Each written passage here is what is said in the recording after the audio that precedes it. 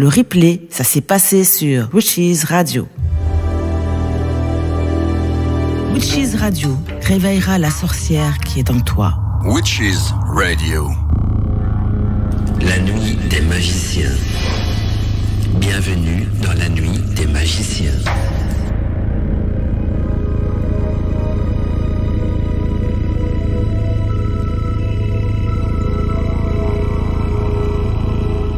Eh bien, voilà, on termine petit à petit donc les vacances d'été avec ce dernier volet de la nuit des magiciens, volet où on aura l'occasion de retrouver toute l'équipe, c'est-à-dire Michael, Eliaros, moi-même, Mandala et notre invité donc Géraldine ce soir pour vous parler donc des incubes et des succubes. Alors j'espère que vous, auditeurs, auditrices, vous serez nombreux à participer à l'émission via le chat de Witches Radio, donc sur le site internet witchesradio.fr, via notre ligne téléphonique également, ou via notre boîte mail qui est tout simplement donc contact@witchesradio.fr, donc contact@witchesradio.fr pour nous contacter donc directement avec notre boîte mail. Et donc on va lancer les débats et d'abord donc faire le petit tour de table pour présenter l'équipe de la nuit des magiciens. On va commencer par notre ami Michael Le Lotus de la radio du Lotus. Bonjour Michael, comment vas-tu? Bonsoir. Ben, ça va bien, merci beaucoup. J'espère que tout le monde va bien aussi, tous les auditeurs et vous également. Ça fait plaisir de vous retrouver, voilà, c'est très bien. Et puis, je fais un petit coucou évidemment aussi à Géraldine qui va se présenter après, mais je suis super content de la retrouver parce qu'on avait discuté il y a bien longtemps et je me suis dit, tiens, elle est là maintenant dans le groupe, super, c'est bien, on se retrouve. Voilà, comme quoi. Tout à fait. Et en forme, sinon, Michael, comment se passent les vacances? On arrive à la fin du mois d'août. Oui, on arrive à la fin du mois, mais ça va bien. Moi, tu sais, je pensais qu'il n'y aurait pas d'émission, c'est le mois d'août, c'est les vacances, tu parles, il y en a plein, donc comme quoi finalement. Ah, on n'arrête pas de bosser. Hier, à Witches Radio, il y a eu 2 émissions cet été, donc une nuit des magiciens en juillet, donc là, et cette fois-ci au mois d'août, et puis la semaine prochaine, bien sûr, là c'est la nouvelle saison qui recommence, donc Godmantica, le réveil des sorcières et tout ce qui va avec. Mais voilà, donc tout content de te retrouver en forme. Pareil. Pour cette dernière de l'été, on va dire, cette dernière émission, la nuit des magiciens. Quoi qu'on va la faire encore au cours de l'année, j'ai envie de programmer de temps en temps aussi une nuit des magiciens au cours de l'année. C'est bien, ça. Voilà, c'est toujours bienvenu. Alors je poursuis donc le tour de table avec notre voix féminine, notre charmante et gentille. Donc Eliaros, bonjour Eliaros, comment vas-tu? Et content de t'avoir parmi nous aussi ce soir. Comment vas-tu? Oui, bonsoir à Géraldine, à Mickaël et à toi Mandala. Je vais bien, je vais très bien et j'ai hâte d'en savoir plus et d'écouter Géraldine nous parler du sujet de ce soir. Tout à fait. Puis tu feras aussi la liaison avec le chat du site à un moment donné. Donc tu iras sur le chat. Voici, il y a des auditeurs qui ont des questions à poser. S'il y a des auditeurs qui ont envie de nous téléphoner, tu leur communiqueras aussi donc le numéro de téléphone. Oui, c'est déjà fait dans le chat. En tout cas, oui. C'est de la radio. Fait. Impeccable. Voilà. Et déjà, les personnes qui sont là, comme Laura et Athéus, vous passent le bonsoir à Mandala, Mickaël. Voilà. Ah bien, le bonsoir à tous ceux qui sont sur le chat aussi. Voilà, en forme sinon, il y a Rose, passez de bonnes vacances. Ah bah écoute, moi le mois d'août j'ai travaillé donc. Donc c'est pas vraiment des vacances. Quoique il y a le temps. Toi t'habites dans le sud, si je me trompe pas. Donc t'es dans un endroit où il faisait beau. Oui, il y a le soleil. Il y a le soleil, c'est vrai. Ici pas à Paris, c'est par chez nous. Plus à Paris, non plus d'heure. En parlant de Paris, je vais donner donc le micro à Géraldine. Donc Géraldine Tarius qui va nous parler tout à l'heure des incubes, des succubes, mais va d'abord se présenter. Donc Géraldine, c'est la première fois que tu étais en live sur Witches Radio. D'habitude tu nous écoutes plutôt en tant qu'auditrice et je suis content d'ailleurs que tu as su franchir le cap de venir nous rejoindre sur l'antenne. Comment vas-tu, Géraldine? Tout d'abord, bonsoir à tous. Écoute, ça va très bien. Je suis très contente de pouvoir participer à l'émission de ce soir. Merci beaucoup de m'avoir invité. En fait, comme tu m'avais dit que tu as vécu donc des histoires un petit peu similaires au thème de ce soir, je ne vais pas en dire de trop, sinon tu n'auras plus rien à raconter. Mais et puis tu m'avais déjà suivi au cours d'une émission Godmantica qui traitait justement des incubes, des succubes. Tout à fait, oui. J'avais même posé des questions. Voilà, j'ai vu que ça t'avait beaucoup interpellé tout ça, donc je t'avais répondu en privé. Et puis je me suis dit, ce sont quand même des témoignages intéressants parce que beaucoup d'auditeurs, auditrices ont peut-être vécu quelque chose qui est similaire à ce que tu as vécu, qui n'osent peut-être pas en parler dans leur entourage ou qui savent pas trop définir ce que c'est, et justement avec des témoignages le tien et en espérant qu'il y en aura d'autres, peut-être par téléphone, par le chat ou par mail, qu'on pourra donc orienter l'émission plutôt là-dessus, parce que l'habitude je fais des émissions plutôt théoriques sur les incubes et les succubes. Aujourd'hui on va être dans la pratique parce qu'on va parler du vécu, donc c'est quand même quelque chose de tangible. Alors avant de démarrer le sujet, donc j'ai quand même envie de rappeler ce que c'est un incube ou un succube, en sachant donc que les incubes et les succubes succubes, sont des histoires qui circulent, des témoignages donc qui relatent cette possibilité donc de relation, on va dire énergétique et même sexuelle entre un esprit et un mortel, donc homme ou femme bien sûr. Alors ce sont des histoires très anciennes hein, qui sont présentes sur la terre tout entière, et on la retrouve donc dans la mythologie grecque, hein, que le fruit d'une telle union donc étrange donnait parfois naissance même à un demi-dieu. Et à l'arrivée du christianisme, bien ces choses ont pris un aspect donc beaucoup plus sombre, et donc les incubes, les succubes ont été considérés donc comme des entités démoniaques. Et je mettrais comme le petit terme démoniaque entre guillemets, parce que il faut voir aussi en pesant nomos, ce qu'on veut dire par là. Je rappelle aussi que le mot incube vient du latin et désigne donc ce qui se couche dessus, hein, donc c'est-à-dire un incube, c'est une sorte de démon d'entité masculine, et la succube est celle donc qui se couche dessous, hein, qui est une entité féminine. L'incube est donc regardé comme une entité ou démon se nourrissant donc de l'énergie sexuelle des femmes, et le succube comme entité donc se nourrissant en théorie donc de l'énergie sexuelle des hommes. Vous allez voir aussi que dans certains cas les choses peuvent être inversées selon un petit peu nos goûts ou nos envies, parce que il travaille aussi sur le désir des humains. Et puis il faut savoir aussi que l'idée de démon amant, hein, pour pas dire démon aimant, apparaît donc chez de nombreux auteurs. Un d'entre eux d'ailleurs c'est Joris Karl Hussmann, et qui est un de ceux donc qui en parle le mieux dans un excellent livre que je vous conseille de lire peut-être aussi pour compléter l'émission de ce soir. Le livre s'intitule Là-bas, et Hussmann donc nous dit dans ce livre, il nous donne en tout cas dans ce livre une image du satanisme comme il était pratiqué donc dans le Paris des années 1890, et beaucoup de ce qui est écrit donc dans ce livre est basé bien sûr sur des faits réels. Mais nous on considère pas vraiment les incubes et les succubes comme des démons, mais plutôt comme des entités provenant donc de la dominance de Lilith, hein, Lilith qui est la fâche cachée de la lune, et qui est en quelque sorte la déesse donc des incubes et des succubes. Alors Géraldine, si tu es d'accord, oui. On va peut-être commencer par toi, parce que tu vas nous faire donc un témoignage de ce que tu as vécu. Oui. Peut-être juste nous dire aussi pendant combien d'années tu as vécu comment ça a commencé, oui. et voilà. Et ce soir on peut bien sûr parler sans tabou, sans langue de bois, parce que tout vous dire. On est sur Witches Radio et la censure chez nous c'est notre pire ennemi, donc il n'y a pas de problème de ce côté-là. Vas-y Géraldine, okay. D'abord bienvenue parmi nous, et merci je trouve que ton histoire elle est passionnante, hein, d'après ce que tu m'avais déjà expliqué par mail. Oui. C'était vraiment intéressant, passionnante dans le sens justement de cette étude, de ce partage. Mais je sais que pour toi ça peut-être pas toujours été facile, donc je vais pas mettre ça sur un piédestal, mais c'est quand même passionnant, parce que je pense que beaucoup d'auditeurs vivent la même chose, n'arrivent pas à mettre des termes ou des mots là-dessus. Et là, je pense que ce soir, tu vas aider beaucoup de personnes qui nous écoutent. J'espère. Donc, chez Witches Radio, je te laisse ta parole, Géraldine. Merci Mandala. Donc, en fait, j'ai vécu une relation intime avec une succube. C'est-à-dire qu'il y a quelques années, j'ai commencé à avoir des visites nocturnes à travers les rêves avec un esprit féminin succube. Donc, c'était une entité féminine, hein. Et donc je pense que cet esprit féminin a sûrement ressenti dans mon cœur mon attirance et mon amour pour les femmes. Et en fait, donc ça a duré 2 ans quand même, hein, ces visites, c'était assez régulier.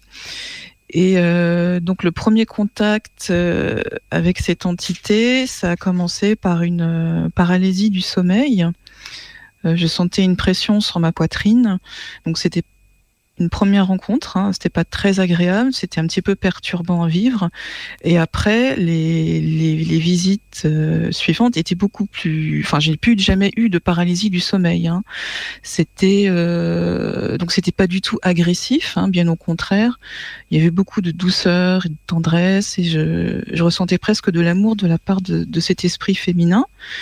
En fait, donc c'était vraiment très intense, très étrange, très puissant et troublant à vivre et à ressentir ces rêves. Et je ressentais donc que cette entité se nourrissait de mes énergies, mais je ressentais aussi également qu'il y avait comme un partage ou un échange d'énergie entre cette entité et moi. Et aussi, ce qui est encore plus étrange, en tout cas pour moi, c'est qu'il n'y avait pas que des rêves tendres et coquins, hein, on va dire, mais il y avait aussi des rêves initiatiques. Donc en fait, c'est-à-dire que dans ces rêves, cet esprit me montrait des initiations, des rituels magiques. Moi-même, j'étais initiée dans certains rêves, donc c'était très très étrange. C'était des initiations qu'on peut voir peut-être dans des sociétés secrètes, des coven ou des loges, hein, quelque chose que je n'ai jamais vécu dans cette vie. C'est pour ça aussi que je me demandais, est-ce qu'il n'y aurait pas quelque chose de karmique derrière tout ça ? Donc voilà. Vous m'entendez ? Oui, on t'écoute. Oui.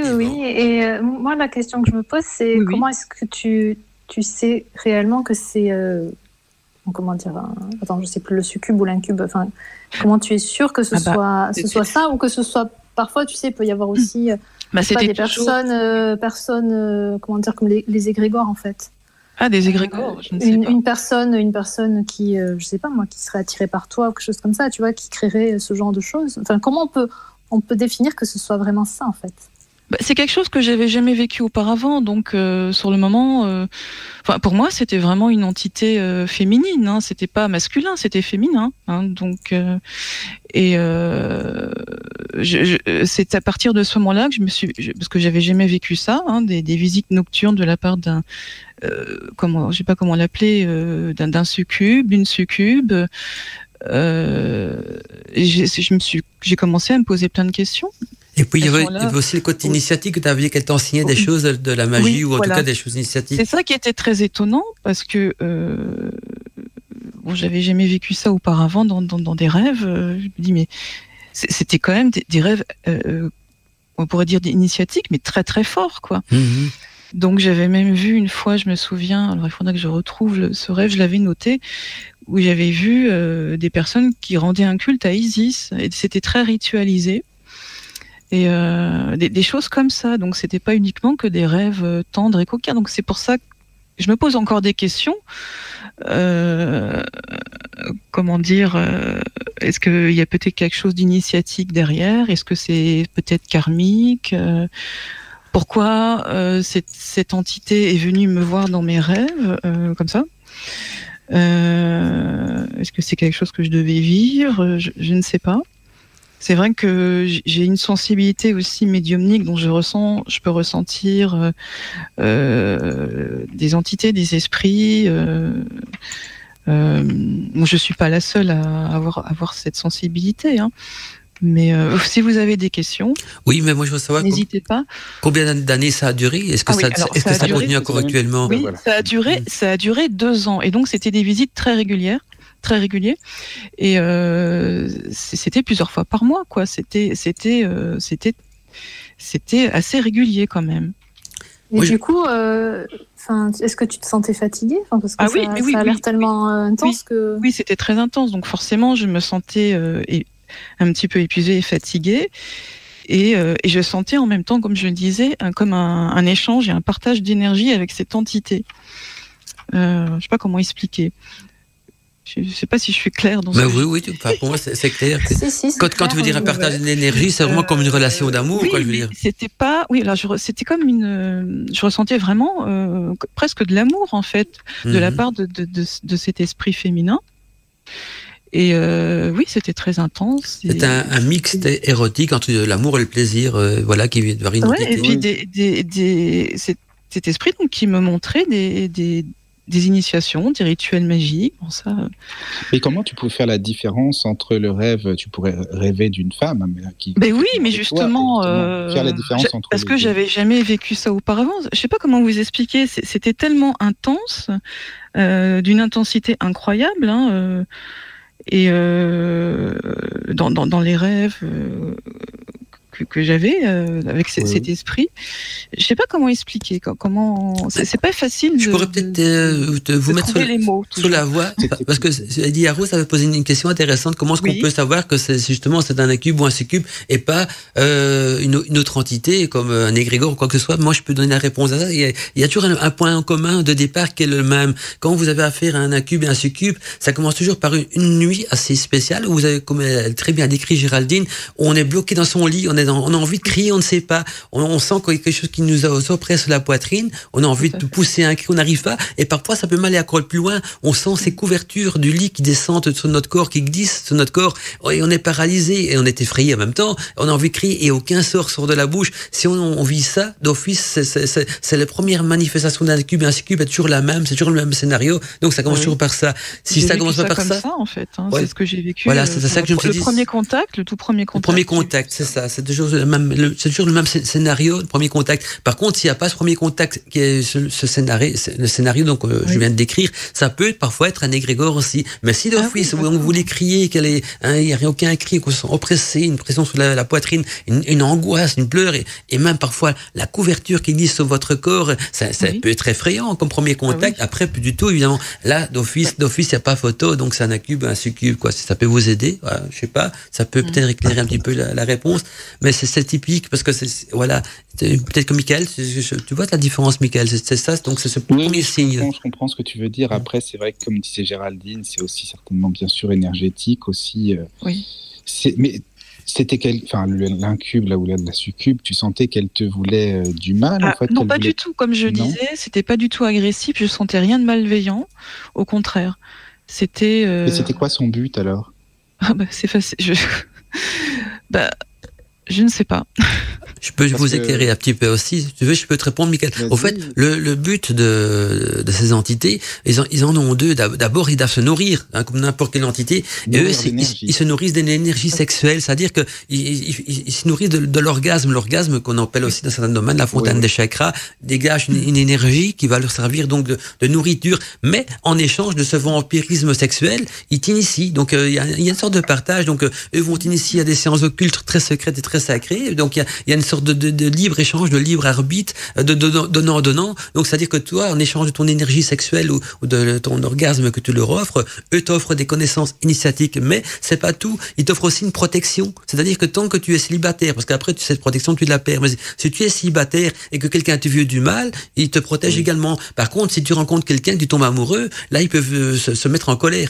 Et créer des problèmes, voilà, mais parce que c'est une tromperie pour eux. Vous voyez ça comme une tromperie aussi. Si tu trouves un petit ami dans la vie de tous les jours, ou une petite amie, et que tu es avec un incube ou un succube, ils voient ça comme une trahison, une tromperie. Là, ils peuvent devenir en colère. Mais sinon, dans les cas contraires, ils te protègent. Donc, si tu as une agression de d'un quelconque individu, eh bien, il va le regretter parce que il aura sur le dos donc un incube ou un succube qui lui en voudra, parce que c'est un petit peu comme si tu as un petit ami que quelqu'un ferait du mal, ou un petit copain, tu le défends, c'est le même principe, et donc c'est du donnant, donc en échange de l'énergie sexuelle, eux souvent ils t'initient donc à des rites très secrets, et donc c'est pour ça qu'on hésite à les appeler des démons, parce que ils ne sont pas là pour te faire du mal, au contraire ils te font que du bien physiquement, mais aussi ils t'initient, donc c'est un partage donc sentimental. Mais ce vampirisme d'ailleurs, parce que c'est vrai qu'ils se nourrissent d'énergie, mais à un moment, est-ce que ça ne devient pas dangereux aussi pour la personne? Ça, Géraldine, si tu as envie de répondre. J'ai envie de dire, quand c'est malveillant, quand on c'est vraiment malveillant, oui, ça peut être dangereux, mais de toute façon, au bout d'un moment, on est quand même vampirisé au niveau de son énergie, quoi. Et moi, j'ai quand même eu une anémie assez importante. Il n'y avait pas que à cause de ça, mais j'expliquerai tout à l'heure. Mais oui, voilà, donc...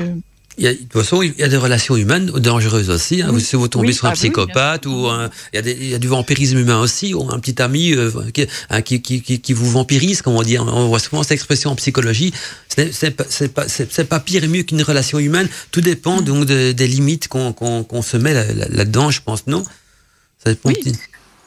Mais c'est vrai, parce que quand j'ai préparé le sujet de ce soir, j'ai vraiment fait un parallèle avec la vie de tous les jours et les relations amoureuses, tu vois. Donc, tout à fait. Quand tu lis certaines choses, tu dis en fait, hormis de parler de ces démons et autres, en fait, dans la vie de tous les jours, ça arrive aussi. Donc, oui, tout à fait. Il y a même des hommes, pour les femmes, ou le contraire aussi, pire que les démons.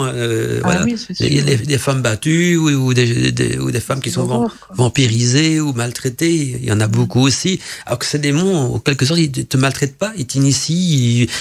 Le seul problème, c'est que c'est vrai qu'ils prennent de l'énergie. C'est quand même, excuse-moi Mandala, c'est quand même du vampirisme. Oui, tout à fait. C'est du vampirisme aussi, je veux dire, parce qu'ils te prennent ton énergie, exactement, tout à fait. C'est pas rien. Bon, il y avait un partage d'énergie, mais c'est quand même ça reste quand même du vampirisme, tout à fait. C'est vrai que de ce côté-là, je dis pas que c'est l'amant idéal, on est bien d'accord. C'est pas la solution. J'allais dire, parce que s'il me faut une succube pour ça, franchement, là... Non, mais c'est pas une expérience. Enfin, je veux dire, toi, qu'est-ce qui t'en ressort, en fait, Géraldine? C'est pas une expérience forcément positive, en fait, non? Non, disons que c'est pas. Par rapport à d'autres choses que j'ai vécues, dont je parlerai tout à l'heure, ce que j'ai vécu par rapport à la vampire magique, ça à côté, ça reste quand même c'est quand même très particulier. Ça reste du vampirisme, mais c'est quand même plus positif quand même que ce que j'ai vécu il y a de nombreuses années auparavant. Oui, je comprends. Donc c'est quand même, cet esprit m'a apporté quand même de la tendresse, du réconfort. Que je n'avais pas du tout à ce moment-là dans la vie quotidienne. Après un très très très long célibat, alors peut-être que ça joue aussi. Ah oui, ça les attire, ça c'est vrai. Après quelques traumatismes aussi que j'ai vécu dans le passé, alors peut-être que ça joue également. Le fait de ce long célibat et que j'ai pu peut-être attirer cet esprit à moi. J'ai pas fait comment on appelle ça, j'ai pas fait d'invocation spéciale. Cet esprit est venu à moi comme ça, donc ça que j'ai du mal à comprendre. Mais en même temps, tu as des ressentis quand même, comme tu le disais tout à l'heure, médiumniques, donc ça y joue aussi, quoi. En fait. Oui, c'est que tu sois sensible. Voilà, peut-être. Oui, c'est ça en fait. Cet esprit a ressenti cette sensibilité. Voilà, aussi. Oui. Ouais. Et Géraldine, alors il y a une question qui a été posée par Sofiane sur le chat et je me posais exactement la même question. À quoi ressemble ce succube que tu voyais la nuit? Alors cet esprit succube, s'est présenté à moi sous les traits d'une femme très séduisante et elle avait toujours les mêmes traits en fait. Ça répond à la question. Tu pourrais la dessiner par exemple? Je sais pas. Oui, voilà, oui. Oui, je pourrais la dessiner. Ah ben, donc ça veut dire que c'est comme une image qui t'a marqué, je veux dire, il y a un visage, tout ça, donc tu pourrais même la reconnaître, je veux dire, c'est maintenant... je la reconnaissais comme ça, par les traits, les traits de son visage, son regard très pénétrant. Oui, non, ça m'avait vraiment marqué ça, en fait, c'était d'une netteté... Et puis dans beaucoup de témoignages, j'ai remarqué ça aussi, parce que j'ai étudié ça pendant longtemps, ce genre de trucs-là.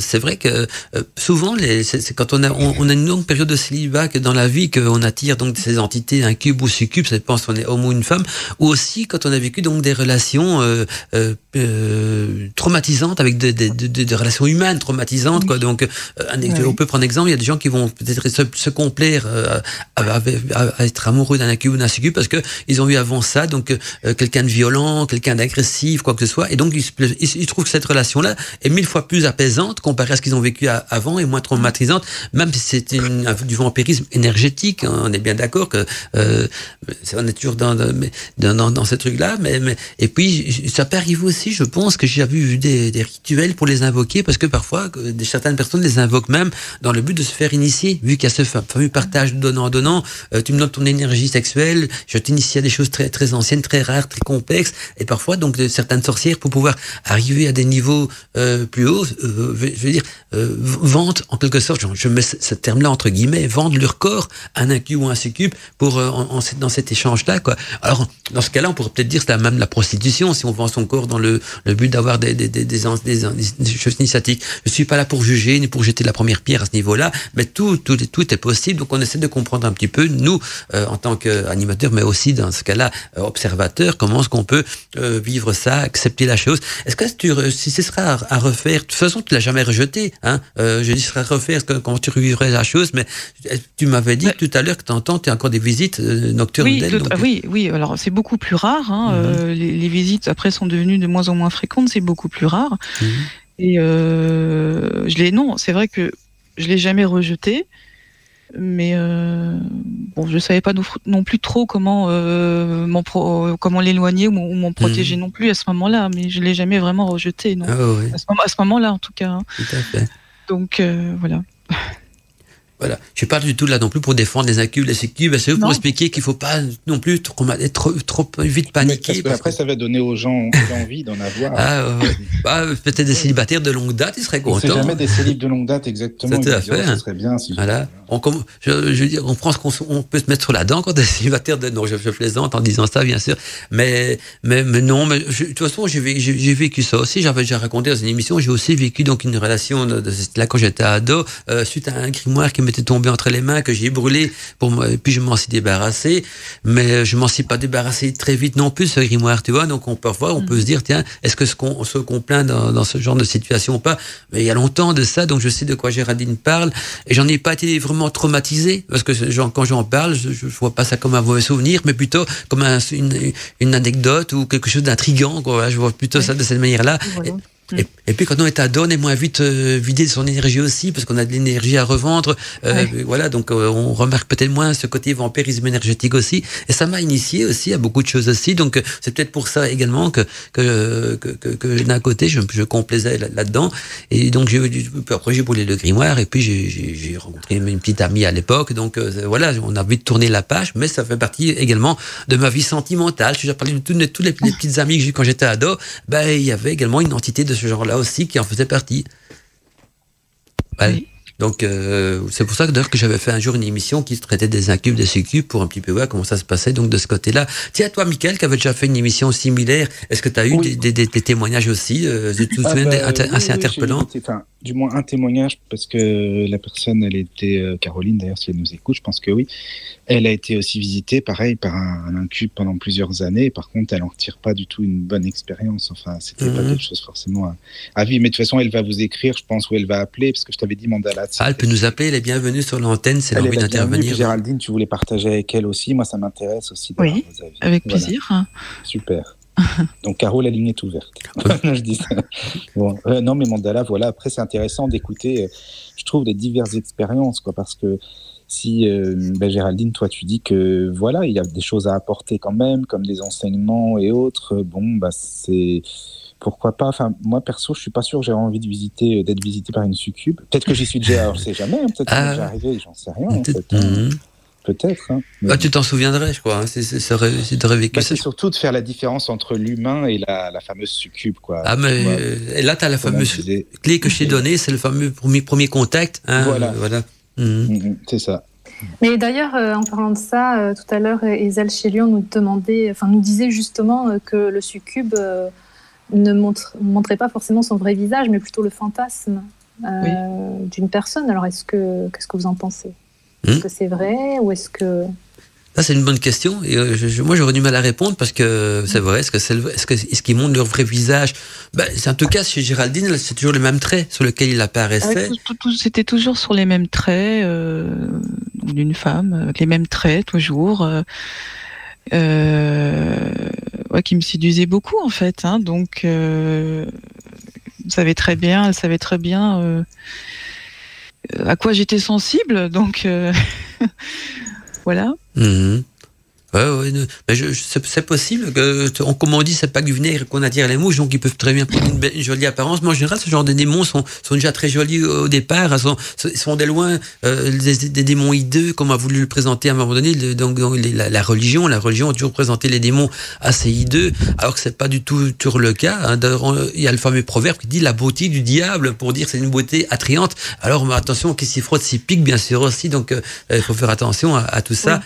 Mais je pense que c'est quand même leur vrai visage. Mais par contre, quand on est plutôt sur la dominance d'un égrégore, là, ça peut être le fantasme également qui va sculpter, je veux dire, le visage de cette entité selon nos propres envies. Donc c'est possible aussi dans ce cas-là. Mais excuse-moi Mandala, une petite question. Quand tu dis être sous la dominance d'un égrégore, est-ce que c'est nous qui le créons ou c'est une personne qui le crée à distance? Souvent, c'est une personne qui le crée à distance. Je vais vous donner un exemple de ce qui peut créer un égrégore. Si maintenant tu as un amoureux transi, on va dire, il y a comment on appelle ça? Quelqu'un qui est amoureux dans un sens unique, un hétéromane, non, un érotomane, ou je sais pas. Érotomanie, voilà, tout à fait. C'est-à-dire que l'érotomane, voilà, quelqu'un qui croit forcément que l'autre est amoureux aussi, alors. Voilà, non, que l'autre, il ignore complètement qu'on est amoureux, un amoureux frustré. Il partage pas ses sentiments, quoi, tout simplement. Voilà, et là, justement, il peut créer cette envie qui germe en lui, qui devient de plus en plus forte, peut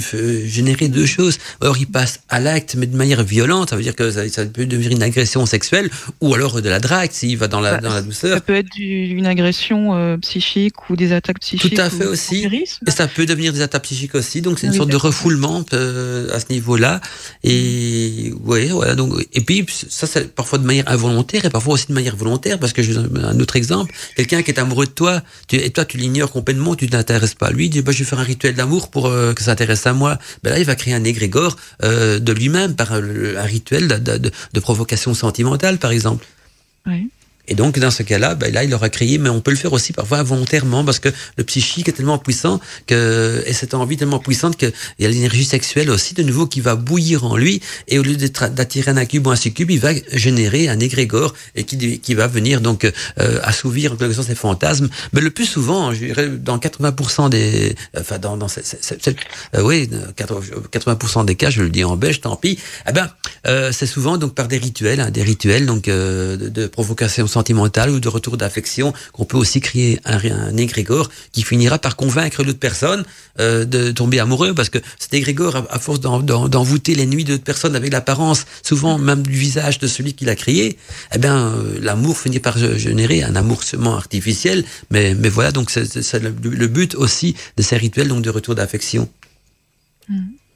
Je ne sais pas si quelqu'un de vous a déjà vécu ça, même Elisa Rose ou qui que ce soit, ou un auditeur qui nous écoute, la visite nocturne pas forcément d'un incube ou d'un succube, mais peut-être d'un égrégore aussi. Est-ce que vous avez déjà connu ça dans votre vie ou pas? Peut-être un égrégore, oui. C'est possible, ouais. Après, je suis pas sûr, mais je crois que oui. Si vous dites peut-être, vas-y, n'hésitez pas à témoigner. Elisa Rose, tu as envie de partager, on est curieux. Là, j'ai pas vraiment d'exemple, mais c'est possible, oui. Moi, j'ai déjà essayé de réattirer l'amour que j'ai déjà eu. Ça marche au début et après, c'est foutu. Après, on va dire qu'il faut pas faire ça, en fait, parce que c'est-à-dire que c'est dérisoire, en fin de compte, c'est artificiel de faire ça, donc voilà, quoi. Bon, c'était en 2010, c'est bon, ça y est, c'était fini. Il y a prescription, quoi, que c'est pas si loin que ça, Michael, attention. Je le dis, quand même. Ok. Est-ce qu'il y a des questions? Oui, vas-y. Oui, j'allais poser une question à Géraldine. Oui. Donc c'est Altéus qui l'a demandé s'il y avait une raison particulière pour que le succube soit parti, ou en tout cas, voilà, au fur et à mesure, tu aies eu un peu moins de visites. S'il y a une raison particulière pour que l'esprit féminin soit parti, c'est ça? Disons en fait que les visites à un moment donné étaient de moins en moins fréquentes. Peut-être parce que j'ai eu un souci de santé où j'étais très affaiblie au niveau énergétique. Peut-être que c'est dû à ça aussi, mais j'ai encore de temps en temps des visites, mais c'est très rare en fait. Donc, j'ai pas vraiment la raison. Oui. C'est déjà peut-être une piste déjà de réponse. En tout cas, c'est vrai que ce qu'il faut savoir aussi, c'est qu'on aura l'occasion d'en parler peut-être dans Godmantica, qui est beaucoup plus théorique comme émission qu'aujourd'hui, parce qu'aujourd'hui, on est plutôt dans les partages, et n'hésitez pas, si vous avez envie de participer à l'antenne, la ligne téléphonique est ouverte. Mais il faut savoir comme que les incubes et les succubes, c'est sous la dominance de la déesse Lilith, qui est la face cachée de la Lune, parce que la Lune visible, c'est Isis, et la face cachée, donc on dit souvent, c'est Lilith, le côté sombre de la Lune. Alors, Lilith, on va la mettre parfois aussi la cartographie comme déesse démoniaque, mais pour d'autres, c'est une déesse initiatique aussi, qui est en quelque sorte le complément donc d'Isis. Mais voilà, j'aimerais savoir aussi maintenant, et là on rentre peut-être plus dans le domaine de la magie, Géraldine, mais quel genre de connaissances il t'a enseigné, donc ou de rituels, ou tu pourrais nous décrire en détail un exemple d'un rituel auquel tu as participé et que lui t'a enseigné, donc c'est quel genre de magie aussi qui s'est enseigné, voilà, si tu pourrais en parler un petit peu plus à ce niveau-là. Oui, alors en fait, il y a eu plusieurs rêves, et notamment un rêve où je voyais des rituels, un culte à Isis. Alors j'ai noté ce rêve, mais il faudrait que je remette la main dessus parce que ça fait quand même 2 ans.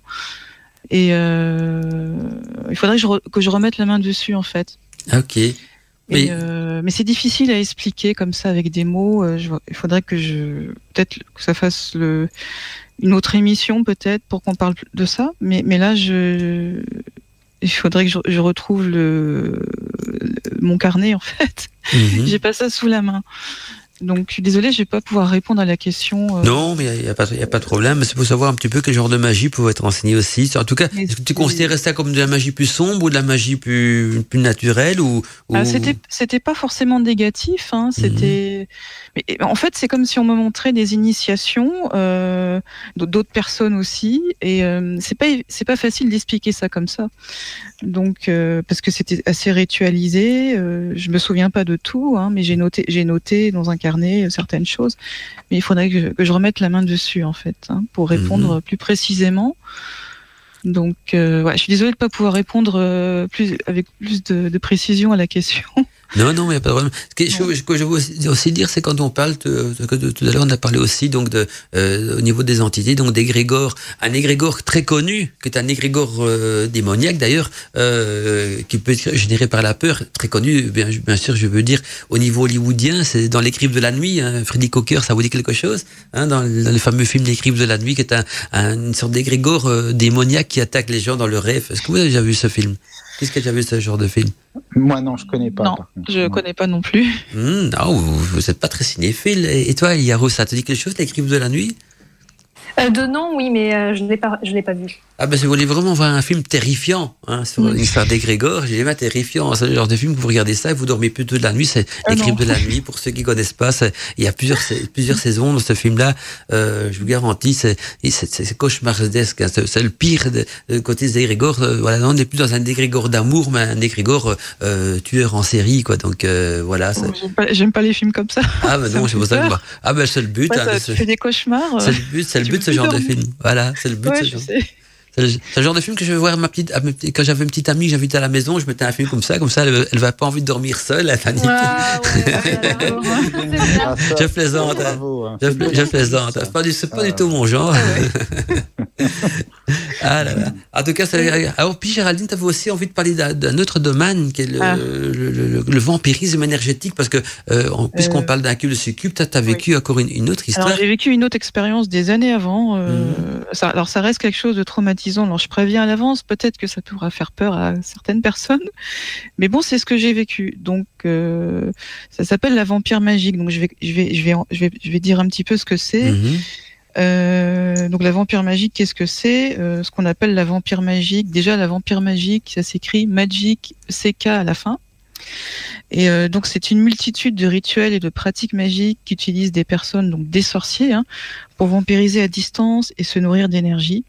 Et donc ces sorciers qui pratiquent la vampire magique utilisent l'astral pour venir vampiriser leurs victimes à distance. Et ça peut être aussi lié à des rituels de magie sexuelle aussi. Hein.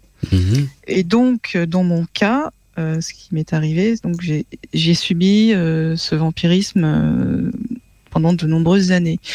Donc, c'est-à-dire que c'était des attaques psychiques à travers les rêves et l'astral. C'était des cauchemars très violents, mais vraiment très violents. Et un vampirisme très puissant à tous les niveaux. Donc, c'est-à-dire, je me sentais vampirisée au niveau de mon énergie vitale, au niveau du cœur aussi, au niveau de mon énergie sexuelle. Et je me réveillais le matin dans des états d'épuisement extrême. Donc en fait, c'était comme un viol psychique, quoi. Voilà, et là on est bien d'accord, on n'est plus dans le domaine des accueils, des succubes, mais tu m'as dit que c'est suite à une mauvaise rencontre, tu étais tombé dans un milieu assez sectaire, dans une secte, et là on a jeté, donc on pourrait dire, là on est dans le côté envoûtement. Je suis content que tu en parles, parce que maintenant on parle du côté magique, et là c'est suite à un envoûtement, en tout cas un rituel de ce genre de magie que tu viens de décrire. Donc je continue. Donc à l'époque, je comprenais pas du tout ce qui m'arrivait. Moi, à l'époque, j'avais aucune connaissance en magie. Je ne savais pas comment me protéger de ces attaques vampiriques. Je ne savais pas que ces choses-là étaient possibles et qu'une telle malveillance, j'ai envie de dire, pouvait exister. Hein. Et donc malheureusement, ça a duré quelques années comme ça, jusqu'à ce que je comprenne d'où cela venait réellement et de qui.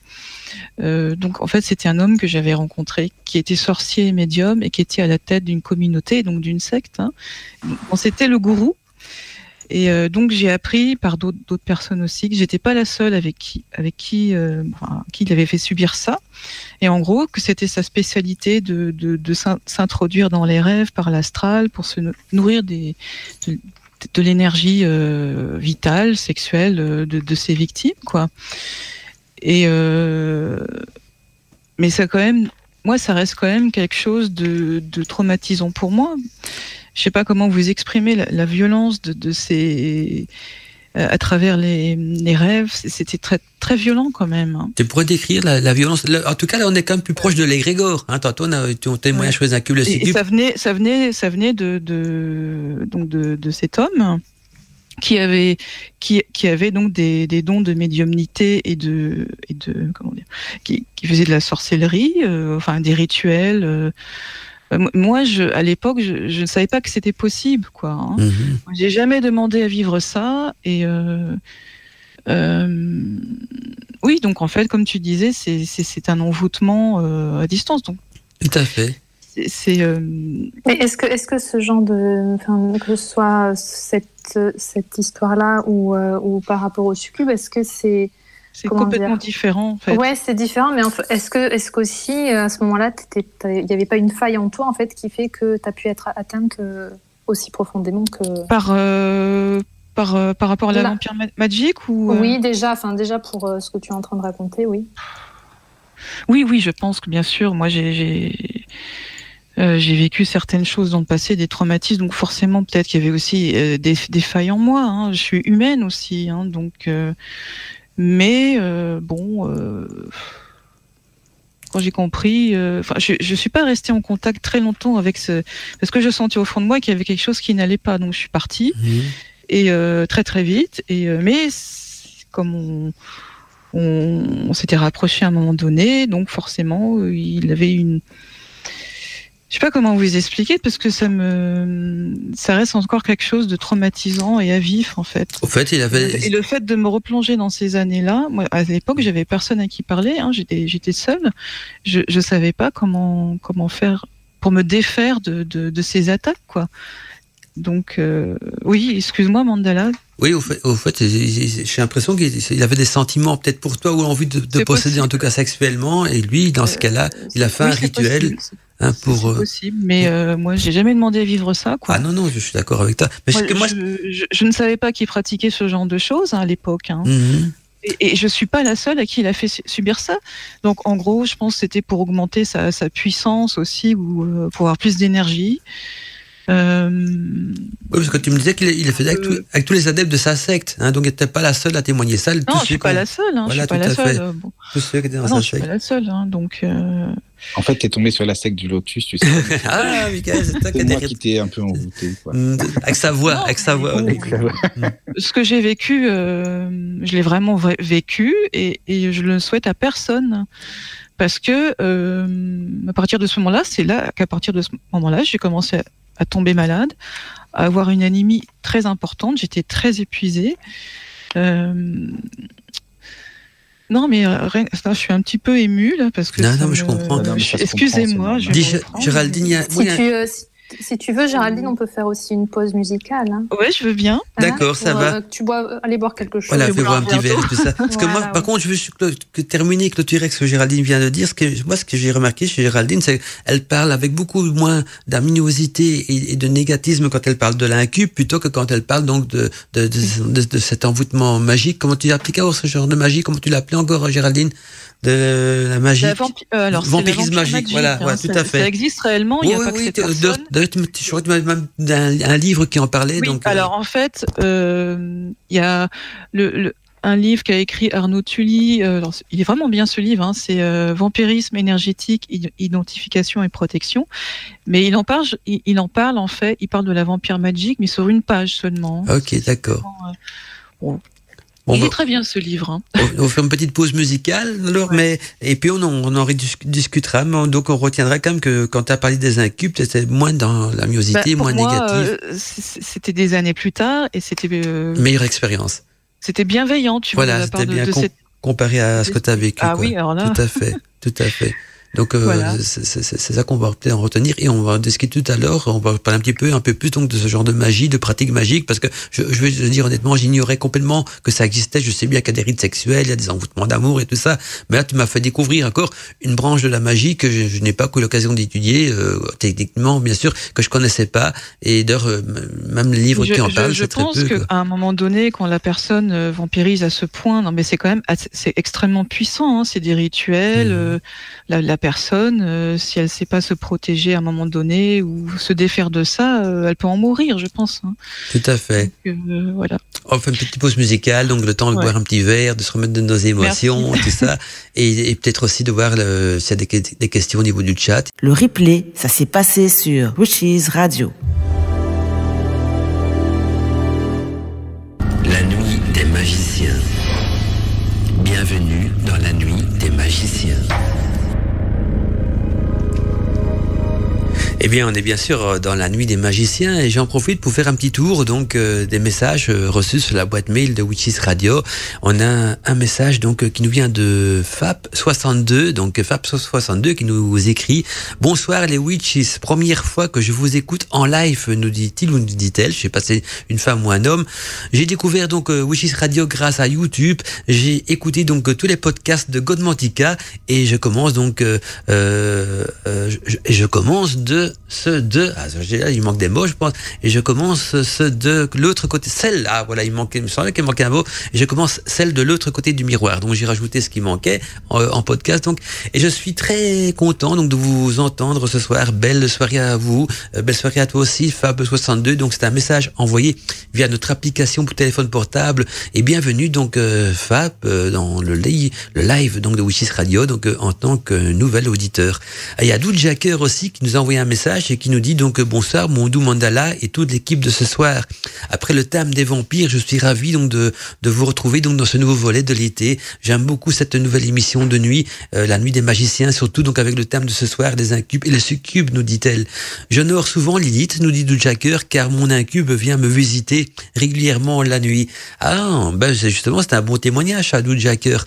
Cela a démarré donc lorsque j'ai commencé mes pratiques magiques il y a quelques années. Je rejoins donc le témoignage de Géraldine sur plusieurs points en commun, car cela a débuté donc par une paralysie du sommeil, nous dit-elle, et les nuits suivantes, je n'ai plus jamais eu cette sensation donc de paralysie du sommeil, et puis donc une vampirisation par une anémie importante, elle nous dit aussi, donc dans le même symptôme que Géraldine, traumatisme donc, et célibat ont contribué bien sûr également à attirer mon incube, nous dit-elle. Mon incube n'a pas d'apparence, nous dit Doudjaker, je le ressens uniquement, il m'a envoûté, il est toujours présent, mais je ne le regrette pas, voilà, je vais y arriver. Je souhaite donc seulement que mon incube ne me vampirise pas trop. Hein. Mandala, aurais-tu donc un rituel pour l'éloigner le jour où j'en aurai envie? Je te donnerai ça hors antenne, il n'y a pas de problème, dit Doudjaker. Gros bisous magiques enchanté, Doudjaker. Doudjaker, je vais t'envoyer toujours par mail le numéro de téléphone de Witches Radio, donc au cas où tu auras envie donc de nous rejoindre sur l'antenne pour partager ton témoignage qui me ferait vraiment plaisir. Comme ça, on aura encore un autre témoignage en plus de celui de Géraldine. Donc je t'envoie le numéro de téléphone de la radio pour nous contacter, et en même temps donc je vais redonner la parole aux intervenants, et donc il y a Géraldine aussi pour poursuivre l'émission.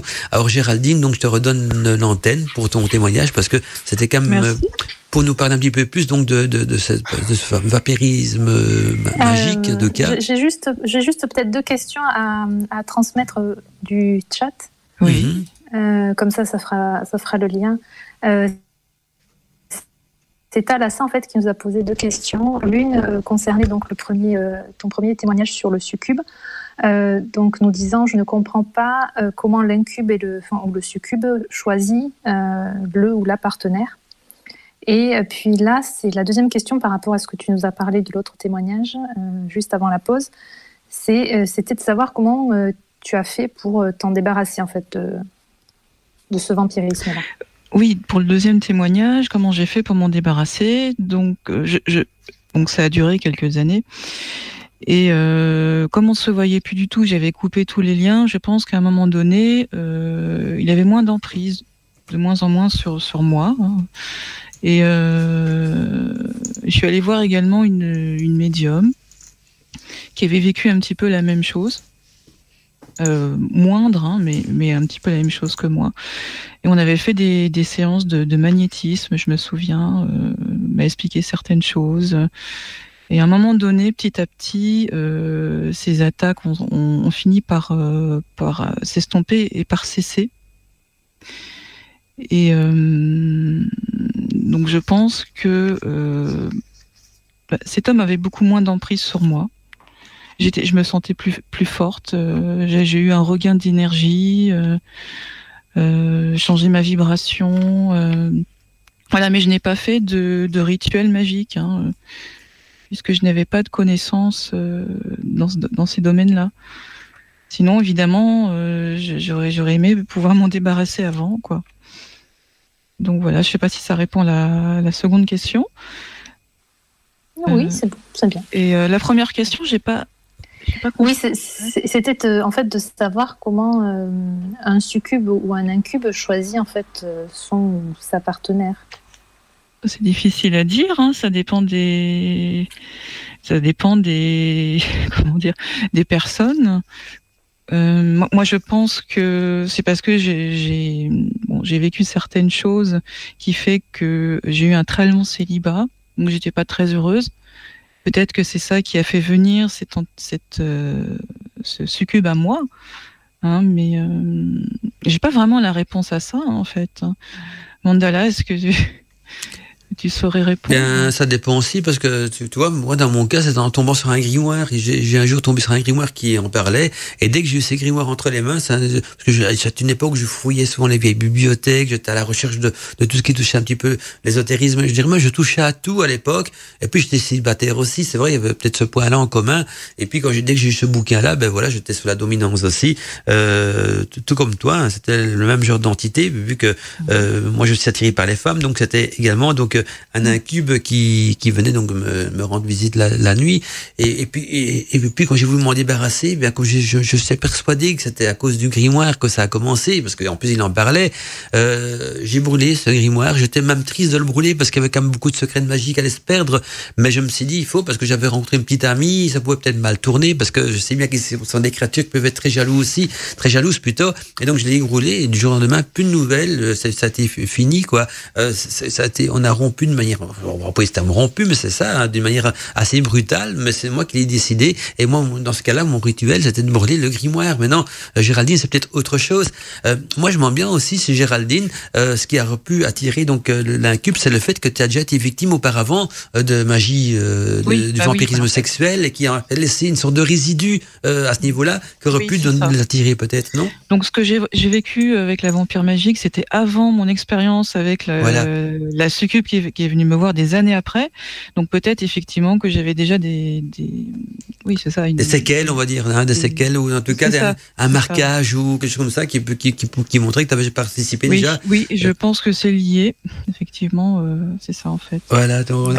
Et d'ailleurs, là, comme tu nous témoignes tout ça ce soir, Laura d'ailleurs nous demande s'il existe des plateformes de discussion ou associations pour en parler et témoigner en définitive en tant que victime de succube et incube, comme pour des associations, pour ceux qui auraient vécu des addictions ou autre chose. Alors moi, à l'époque, quand j'ai vécu ça, en fait, j'avais personne à qui en parler, hein, je connaissais personne. Disons que c'est tellement particulier comme sujet, je ne sais pas s'il existe ça serait bien en fait qu'il y ait des plateformes où on puisse en parler, témoigner, mais je n'en connais pas. Il y a toujours le Coven Witch Channel, où tu peux trouver des gens qui discutaient. Sinon, on pourrait créer un hashtag balance ton succube ou un truc comme ça. On ne sait jamais. Pourquoi pas? Ce serait une idée. Non, c'est vrai que c'est pas évident d'en parler. C'est pour ça qu'on a créé une émission. Non, c'est pas évident d'en parler parce que il y a très peu de personnes qui comprennent vraiment, qui comprennent qu'ils sont visités par un incube ou un succube. Voilà, qui osent en parler aussi peut-être. C'est ça en fait. C'est la première fois que j'en parle publiquement quand même. D'accord. Donc voilà quoi. Et d'ailleurs, avant toutes ces expériences-là, quel était ton est-ce que tu t'intéressais à tout ce qui était magie, mythologie et tout ça? Tout à fait. Moi, je m'intéresse depuis toujours à tout ce qui est ésotérisme, médiumnité, magie, mythes et légendes, égyptologie. Je me suis toujours intéressée à ça. J'ai toujours été sensible à ça. Et même si je ne pratique pas la Wicca, hein, donc voilà. Moi, ce que j'aimerais bien, Géraldine, poser comme question aussi, pour éviter que d'autres auditeurs ou auditrices tombent dans les mêmes genres de filets. Au niveau de la secte, on revient un petit peu de ce niveau-là, cette secte où tu as subi donc du vampirisme sexuel. Quels sont les premiers signes qu'on devrait se méfier quand on est dans une secte? Il y a quand même des signes avant-coureurs qui disent, oh là, ça sent pas net. Alors, déjà, cet homme avait toute une cour autour de lui et il avait une attitude... c'est moi le maître, vraiment un véritable pervers narcissique, vraiment un fou quoi. Donc ça peut être les premiers signes. Oui, tout à fait. Donc, au fait, c'est une sorte de gourou où tout ramène à son ego. C'est lui le centre. Oui, alors tout le ramène à son ego. Le problème, c'est que cette personne était, peut-être sûrement encore très populaire. Et alors, c'est pas un Français, mais il est venu en France et c'est comme ça que je l'avais rencontré lors de soirées, événements. Non, je ne dirais pas qui c'est, de toute façon.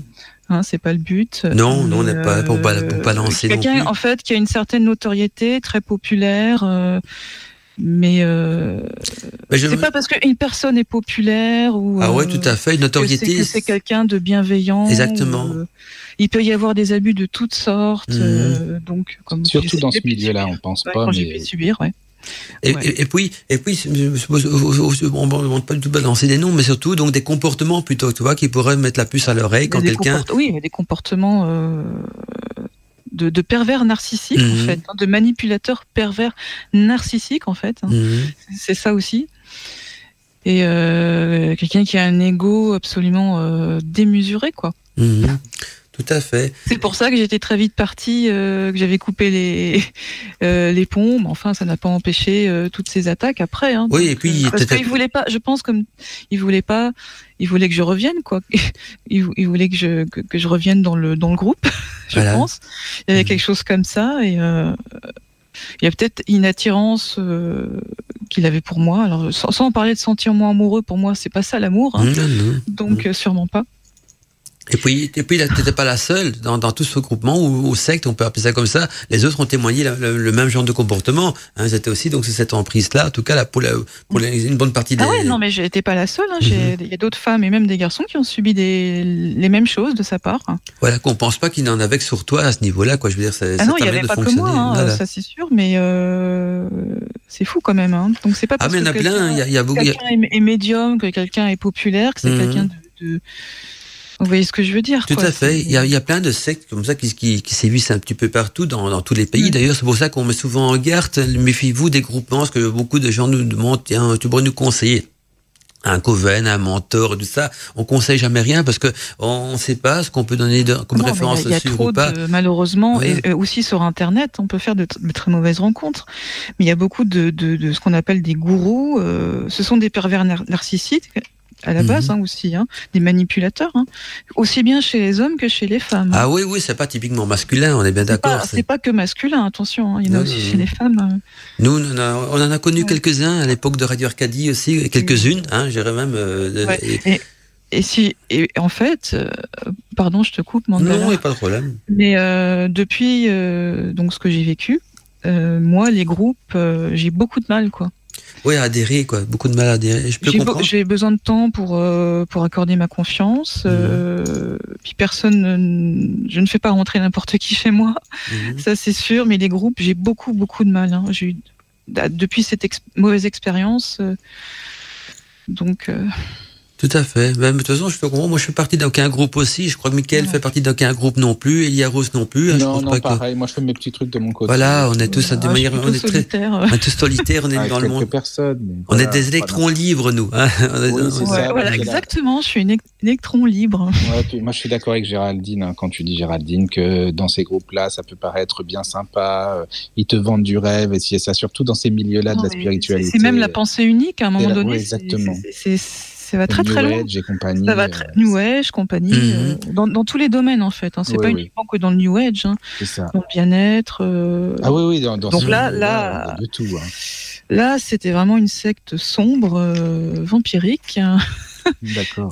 qui existe encore, de toute façon. Oui. Alors qu'un véritable coven, c'est pas comme ça. Je veux pas dénigrer tous les covens. Il y a des covens week-end très sérieux. Un véritable coven, il y a pas de gourou, il y a pas de maître. Au fait, il y a un grand prêtre, une grande prêtresse, souvent d'ailleurs symbolique, mais chacun y amène son nous à l'effigie, quoi. Donc chacun y amène un petit peu de ses connaissances, de son partage. Et donc tout le monde est un petit peu maître de tout et en même temps maître de rien, quoi. C'est un groupement de sorcières qui ont envie de partager leur passion pour la magie, mais il y a pas un grand Manitou qui dirige tout, à qui on paie des cotisations de ça, parce que justement, dès que l'ego, et ça, moi je veux pointer le doigt là-dessus, parce que quand je dis quels sont les symptômes qui peuvent montrer que vous êtes dans une secte, quand tout est centralisé sur un seul personnage, c'est centralisé sur un seul ego, et justement l'ego en magie, c'est ce qu'on j'explique, et je m'évertue à dire toujours dans les émissions Godmantica, c'est la chose qu'il faut bannir pour réussir en magie. Il faut écouter son cœur, et il faut avoir de l'altruisme, il faut se donner aux autres, et surtout, voilà, ne pas avoir son ego, parce qu'on marche, on rentre dans la magie noire, dans le sombre, mais on n'évoluera jamais, et donc il faut écouter son âme, c'est-à-dire son cœur, et jamais son cérébral, quoi. Tout à fait. Écouter son âme, son cœur. Non, mais ce sont des personnes qui veulent avoir du pouvoir sur les gens, qui veulent augmenter leur puissance, leur énergie. C'est extrêmement malsain, quoi. Donc moi, les groupes, depuis, je ne peux plus, quoi. C'est difficile. Et j'ai reçu un mail d'un certain Patrick qui me dit il y a des politiciens qui se comportent de la même manière. Les gens aussi. Donc, ça existe aussi chez les politiques. Voilà, tout à fait. Donc il faut se méfier d'eux aussi. Ça peut secter. De tout le monde. Tous ceux qui aiment le pouvoir, c'est des gens dangereux, quoi. De toute façon, déjà, quand on est vraiment attiré par le pouvoir, comme ça, c'est quelque chose qui ne va pas. C'est pour assouvir son ego, c'est que le ego a besoin de ça. Ils veulent juste dominer, enfin, il n'y a pas que les politiques, mais ceux qui cherchent vraiment à avoir du pouvoir sur les autres, sur un groupe, ils veulent dominer, quoi, en fait. Exactement. Et là, j'en reviens un petit peu à mes critères de magie. Il y a deux choses qu'on peut nourrir en soi. Son cœur ou son ego. L'ego est cérébral. Donc, l'ego se nourrit de pouvoir, bien sûr, et de flatterie. Alors que le cœur, il se nourrit justement de spiritualité, d'altruisme et d'amour. Quand on écoute son cœur, on écoute son âme. Et donc, on développe son âme, qui est notre partie immortelle. Quand on écoute notre ego, on développe notre côté démoniaque, parce que l'ego est mortel, est animal, et c'est notre démon intérieur. Et l'être humain est ambigu, et donc, j'aime bien cette fable qui vient d'un chaman qui disait donc on a en soi deux loups, un démoniaque, un qui est mauvais, qui va t'attirer vers le bas, et un autre qui va t'attirer vers le haut et qui est très bon et plein d'amour. Et quand on demande, quand le disciple demande lequel des deux va gagner, parce que ces deux loups qui sont en combat en vous au perpétuel, il va répondre tout simplement celui que tu auras nourri. Donc si tu nourris ton cœur d'amour, c'est lui qui va gagner et vaincre l'ego. Si tu nourris ton ego de dominance, mais tu sombres dans ce côté démoniaque. Et donc ce sont des gens qui sombrent inconsciemment dans la magie noire, que ce soit au niveau de la magie ou même au niveau de la politique ou d'autres. Toute forme de pouvoir revient au même point, je veux dire. Tout à fait d'accord. Là, on rentre dans un débat très philosophique, mais quand même. Tout à fait, mais c'est vrai, c'est tout à fait ça. Tout à fait. Et Géraldine, je redonne un petit peu la parole à Géraldine pour voir s'il y a si elle a envie de dire quelque chose, ou s'il y a des phrases, des partages sur le chat ou quoi que ce soit, parce que c'est toujours bon d'avoir un petit peu la vie des autres aussi. Géraldine, comment toi tu vis la chose en tant que femme? Puis je vais voir Mickaël aussi, que Mickaël a plus ce côté animateur radio, donc je vais mettre un petit peu Mickaël en attente pour voir Géraldine qui est plutôt t'as sûrement rencontré aussi dans ta vie, Géraldine, des personnes qui étaient assez dominantes, des vampires énergétiques aussi. C'est ça, en fait. J'ai eu dans le passé, maintenant c'est fini, mais même dans mes amitiés, c'était des personnes, des vampires, c'était du vampirisme énergétique, des personnes toxiques, parce que j'étais trop, à un moment donné, je voulais aider les gens, j'étais trop gentille, trop bienveillante, j'écoutais beaucoup, et c'était des vampires, des sortes de vampires inconscients. Mais oui, il y a eu ça, et effectivement, dans ma vie, j'ai croisé quelques pervers narcissiques. Donc, j'ai vécu certaines choses traumatiques aussi. Donc, voilà. Tout à fait. Et toi, Elia Rose aussi, parce qu'Elia Rose, donc, je sais pas où tu en es au niveau du chat, et dans ta vie aussi, je voudrais savoir si tu as déjà eu l'occasion de croiser donc, ce genre de personnage dans ta vie. Oui, vraiment, ce que tu parles là, Géraldine, je me suis reconnue énormément. Oui. Et oui, ça, je comprends tout à fait cette Oui, ça me rappelle certaines choses, oui, certaines personnes que j'ai pu croiser. Oui, effectivement. Je m'en doutais, je suis un peu comme toi aussi, Géraldine. Voilà, on est des hypersensibles aussi, je pense. Exactement. Moi, je suis très hypersensible, je suis très sensible à l'aura et aux énergies des personnes. Et je suis hypersensible aussi, c'est ça aussi. Oui, c'est ça qui nous lie, effectivement. Ouais. Je vous reconnais bien là-dedans. Oui, donc c'est un point en commun. Quand les auditeurs demandent quels sont les points en commun qu'ils peuvent faire pour attirer ça, je crois que c'est d'abord une hypersensibilité au départ, non? Donc, est déclencheur de tout ça aussi. D'autres personnes sont pas suffisamment sensibles. Ils ont peut-être vécu quelque chose de similaire sans s'en rendre compte, mais ça a été vite oublié parce que leur sensibilité n'était pas assez accrue pour en retenir quelque chose ou le remarquer peut-être aussi.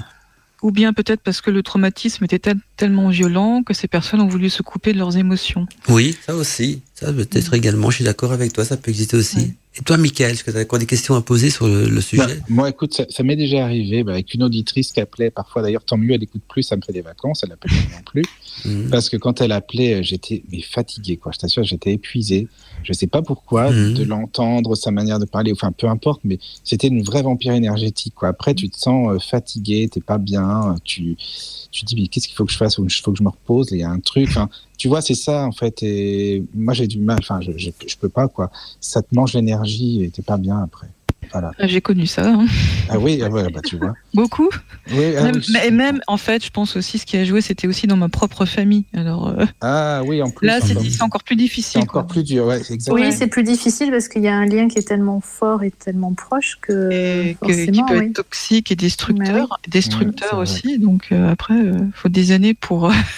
Mais si ça peut vous aider, je parle pour les auditeurs aussi, hein, si vous avez été victime de vampires énergétiques ou vampires sexuels ou peu importe, que ce soit par des moyens magiques ou même par des moyens de manipulation d'un pervers narcissique, le seul moyen, je dirais, de rééquilibrer tout ça, et c'est un moyen qu'utilisent les chamans aussi avec d'autres termes et d'autres méthodes, mais au niveau de la magie, c'est un rééquilibre des énergies, donc un rééquilibre des chakras. Ça peut se faire par l'être d'un magnétiseur, bien sûr, ça peut se faire aussi de manière individuelle, par de la méditation, par des massages magnétiques. Il y a une émission d'ailleurs qui s'appelle Dons et Chakras, de Godmantika aussi, où je traitais justement de toutes les méthodes qui permettent de recharger son énergie et ses chakras. Oui, ça c'est bien, ça, se réancrer, rééquilibrer énergétiquement. Il faut pas garder des blessures de ça, parce que ces blessures sont des blessures qui sont très dures à cicatriser et qui peuvent attirer d'autres pervers narcissiques ou d'autres entités aussi. Il faut en avoir conscience.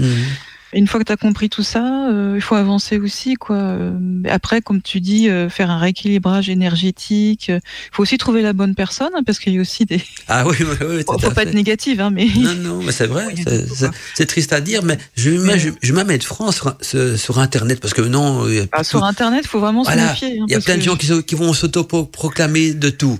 Et je dirais que si il y a peut-être aller loin des fois. Il y a peut-être 30%, hein, je dirais un petit 30% de personnes sérieuses. Et tout le reste, c'est à bannir. Donc, il faut vraiment avoir un esprit critique et sélectif. Parce que, tout à fait. Voilà, on est à une époque où on peut s'auto-proclamer magnétiseur, chaman, sorcier, sorcière, sans jamais avoir ouvert un bouquin ou alors lu quelques lignes. Et alors, ils inventent une magie qui est sortie de on ne sait où. Hein. Mais ça peut aller très loin. Hein. Ah oui, ça peut être très loin. Ça peut faire des dégâts sur d'autres personnes. Il faut faire attention. Des personnes qui sont fragiles, justement. Tout à fait. Il y a 30%. Donc, il ne faut pas vous laisser embobiner par tous ces... je parle pas que des youtubeurs, mais des sites, de ça. Pour avoir un esprit critique, il faut d'abord s'intéresser soi-même. Donc, il faut lire beaucoup. Vous lisez des bouquins, des choses intéressantes, et on développe un esprit critique parce qu'on a les connaissances de base. Tout à fait. Mais en fait, ce que j'ai vécu, ça a été extrêmement, ça reste encore traumatisant, mais ça m'a appris des choses sur moi-même. Hein. Parce qu'à cette époque, on m'avait pas appris dans ma famille à m'écouter. Hein. Donc j'ai appris à m'écouter, j'ai commencé à découvrir mes propres dons, ma sensibilité que j'avais enfoui au fond de moi en fait. Et je sais plus ce que je voulais dire, ça me revient. Excusez-moi. Je suis un peu. Non, il n'y a pas de problème. Je laisse la parole. Moi, j'ai connu des personnages un petit peu étranges aussi. Il faut se méfier quand il y a le côté voyant. J'ai pas que les voyants se mettent dans le même sac, mais. Ce que je voulais dire, pardon, c'est que ce que j'ai vécu par rapport à la Vampire Magic, ça m'a permis, en fait, quand j'ai fait des nouvelles rencontres ces dernières années, de voir à qui j'avais affaire, de ressentir vraiment les personnes, de me méfier. Bon, évidemment, faut pas se fermer complètement, mais j'ai eu une autre expérience d'ailleurs avec un vampire énergétique. Et je l'ai reconnu tout de suite. J'ai dit là, c'est similaire à ce que j'ai vécu. Et là, il n'a rien pu faire parce que j'ai reconnu vraiment que c'était à peu près la même chose. Et j'ai dit non. T'as su mettre le haut là, juste à temps, quoi, je veux dire. Et en plus, c'était une personne qui intervenait dans une émission sur une plateforme pendant... Et il a fait subir certaines choses à des femmes. Pas pendant nos émissions à nous. Moi, je suis pas rentrée là-dedans parce que j'ai tout de suite vu le personnage et par rapport à ce que j'ai vécu justement. Okay. Donc ça m'a servi à... Rassure-moi, c'est pas sur une radio à nous quand même. Non, c'est pas une radio. Ok, d'accord, ça va. Je peux pas dire la plateforme. Non, je peux pas dire non plus le nom de la personne parce qu'alors là, là c'est normal. Là, je vais avoir des attaques. En parlant de radio, Mandala, excuse-moi, on m'écrit en privé pour savoir quand est-ce qu'on peut appeler ou non le numéro. Ah ben quand on veut, la ligne est ouverte. Donc dès que ça sonne, je coupe le micro, je prends la personne en ligne. Et, pour 10 minutes environ, pas des interventions trop longues non plus, des interventions de 10 minutes, mais moi j'aimerais bien entendre d'autres témoignages. Ah mais moi aussi. J'encourage les personnes à appeler, à témoigner. Voilà, moi aussi, j'aimerais bien. Donc j'ai ma petite loupiote. Dès que je vois que ça sonne, voilà, donc je décroche. Quoi. Donc ça fera avec plaisir que tous les témoignages sont bien sûr les bienvenus. Ce sont des témoignages sérieux, bien sûr. Voilà. Donc tu connais quelqu'un de ton entourage, Mickaël, qui est prêt à... Oui, en privé, j'ai des messages. Enfin, une personne, Caroline, qui voulait appeler aussi. Ah donc, oui, mais Caroline, c'est quand tu veux. Voilà. Caroline de Belgique, c'est ça? Oui, exactement. Comme elle connaît bien aussi, elle voulait discuter avec Géraldine aussi. Donc... Ah ben alors Caroline, voilà, quand tu veux, donc tu fais le numéro. Avec plaisir. Voilà, il faut laisser peut-être sonner l'auton, parce que moi je vois une petite lumière qui s'allume. Comme j'ai mon casque, il n'y a que ma lumière qui peut me dire ça sonne ou pas. Donc voilà, et puis comme c'est en Belgique, elle n'a pas besoin de faire. Voilà, non, c'est régional, c'est voilà, de toute façon, peu importe n'importe quel pays. En Europe, c'est gratuit. Enfin, c'est gratuit, c'est régional. Donc si vous avez un abonnement téléphonique, c'est compris dans l'abonnement, quoi. Je veux dire, voilà, pour tout. Voilà. Maintenant, si vous appelez du Québec, ça c'est autre chose. Ça c'est un petit peu plus loin. Là, il y a un continent il y a un océan qui nous sépare plutôt, mais pour l'Europe. Donc voilà, vous nous appeler quand vous voulez. Dès que la ligne sonne, moi je vous mets sur l'antenne et on en discute, quoi. Donc il y a pas de problème. Donc voilà, mais en tout cas c'est toujours bien ce genre de témoignage. Je sais qu'il y a beaucoup d'auditeurs qui se reconnaissent, je sais qu'il y a aussi beaucoup d'auditeurs qui sont timides, qui n'ont pas trop envie de parler. J'ai vu du Jacker qui avait proposé de venir, mais elle me dit elle-même qu'elle est trop timide pour passer sur l'antenne, donc elle n'ose pas. Je peux comprendre aussi, la timidité c'est quoi qu'on est entre nous, hein, mais enfin voilà, je suis quand même quelqu'un de timide aussi dans la vie, donc je peux comprendre qu'on soit timide également. Donc voilà, donc sinon on aurait pu avoir le témoignage de Jacker, nous a dit mon cher Mandala, je te remercie de ta proposition, mais je suis trop timide pour passer à l'antenne, je suis désolé, ce sujet n'est pas évident à aborder en live, ça je peux comprendre aussi. Je tire mon chapeau à Géraldine, tu vois Géraldine, je tire ton chapeau. Par contre, si tu as un rituel à nous transmettre à l'antenne ou par mail pour éloigner les incubes, les succubes, c'est super. Bien. Sinon, au fait, j'ai un rituel, mais comme j'en ai déjà parlé dans une émission Godmantica qui justement traite des incubes, des succubes, si vous recherchez le podcast sur Witchish Radio ou sur mon site perso, mon site perso, je vous rappelle, c'est Wicca Podcast Godmantica. Il y a une émission qui est en podcast et là, pendant 2 heures, je vous explique toutes les méthodes donc pour se débarrasser d'un incube ou d'un succube. Donc voilà, en même temps, c'est l'occasion de réécouter une émission Godmantica pour éviter de me répéter parce que sinon je vais partir pour 1 heure ou si pas plus pour expliquer tout ça. Mais il y a une émission Godmantica donc qui existe aussi bien sur le site de Witchish Radio que sur mon site perso. Donc voilà, et qui pourrait toujours vous intéresser. Ah, je vois encore un message d'un auditeur. Ah ben voilà, donc ah ben ça sonne. Donc je reprendrai le message après, je m'occupe du téléphone, je vous laisse parler un petit peu entre vous, hein, d'accord? Oui. Et comment tu te sens maintenant, Géraldine, après tout ce que tu as vécu? Je me sens mieux, je me sens quand même libérée de tout ça, même si je suis encore un peu fragilisée. C'est normal. Ça reste quand même quelque chose de traumatisant, mais je veux avancer, je vais de l'avant, je reste pas dans le passé. Mais c'est bien de pouvoir partager. C'est ce que j'allais te dire, parce que là, tu peux en parler, tu connais bien, et ça, c'est génial. Tout à fait. Ce que c'est-à-dire que dans le passé, comme je le disais, j'avais personne à qui en parler. Voilà, c'est le pire très quand difficile, tu connais pas quoi. personne. Ouais, c'est compliqué. Surtout, tu te demandes, mais qu'est-ce qui m'arrive? Voilà, je reviens vers vous, parce que je crois qu'on a Caroline avec nous. Caroline? Ça nous entend, Caroline? Ah, j'entends pas. Attends, je vais voir si... Si Caroline est toujours avec nous. Caroline, est-ce que tu nous entends? Bonsoir Caroline. Ah, ça passe pas à l'antenne. Non, attends, je vais la reprendre au téléphone. Je vais discuter. Je vais voir si c'est toujours au téléphone. D'accord. Oui, voilà, Qu'est-ce qu'on disait? Oui, donc tu me disais, c'est vrai que maintenant tu sais ce que c'est, tu connais. Donc, ah bah oui, je sais ce que c'est parce qu'en fait, ça m'a... Bon, je pense que j'aurais pu y passer, énergétiquement. Oui, et en fait, ça m'a appris beaucoup de choses sur moi-même et j'ai découvert aussi mes propres capacités en moi en fait. Oui, ça t'a aidé pour ça. Pour pas mal de choses. Voilà. Oui, ça m'a aidé d'une certaine façon. Et puis en plus, après, tu conseilles les gens aussi. Enfin, est-ce que tu as, par exemple, sur ton Facebook ou autre Alors, moi, je suis prête à échanger, partager, apporter mon témoignage, mon expérience et écouter aussi. Il n'y a pas de problème. Ouais, moi, je reviens vers vous parce que j'ai récupéré Caroline. Je crois que cette fois-ci, tu as l'antenne. Caroline, tu nous entends? Oui, voilà. Récupéré.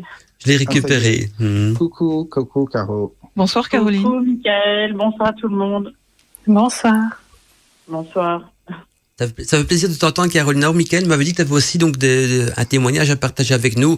Tu avais déjà fait, d'ailleurs, d'après Mickaël, une émission sur sa radio donc qui traitait des incubes et des succubes, mais ton témoignage à toi est beaucoup plus sombre que celui de Géraldine, je pense. Alors, depuis le début de l'émission, moi, j'ai des coupures non-stop, donc je n'ai pas pu tout entendre. Ah bon, c'est étonnant. On n'a pas eu d'autres auditeurs qui... Je pense que c'est normal. Ok, d'accord. Ah ouais, tu penses que c'est pour te perturber justement d'intervenir sur l'antenne, c'est ça? À chaque fois, oui. C'est pas grave. Non, oui, je peux apporter mon témoignage, mais résumé. Ok, pas de problème. Vas-y, on t'écoute. D'accord. Ok. Donc moi, il ne s'agissait pas d'une succube, mais d'un incube, forcément. Alors moi, ça a commencé donc avec mon compagnon, mon ex-compagnon, qui s'est suicidé. Et puis 2 ou 3 mois après sa mort.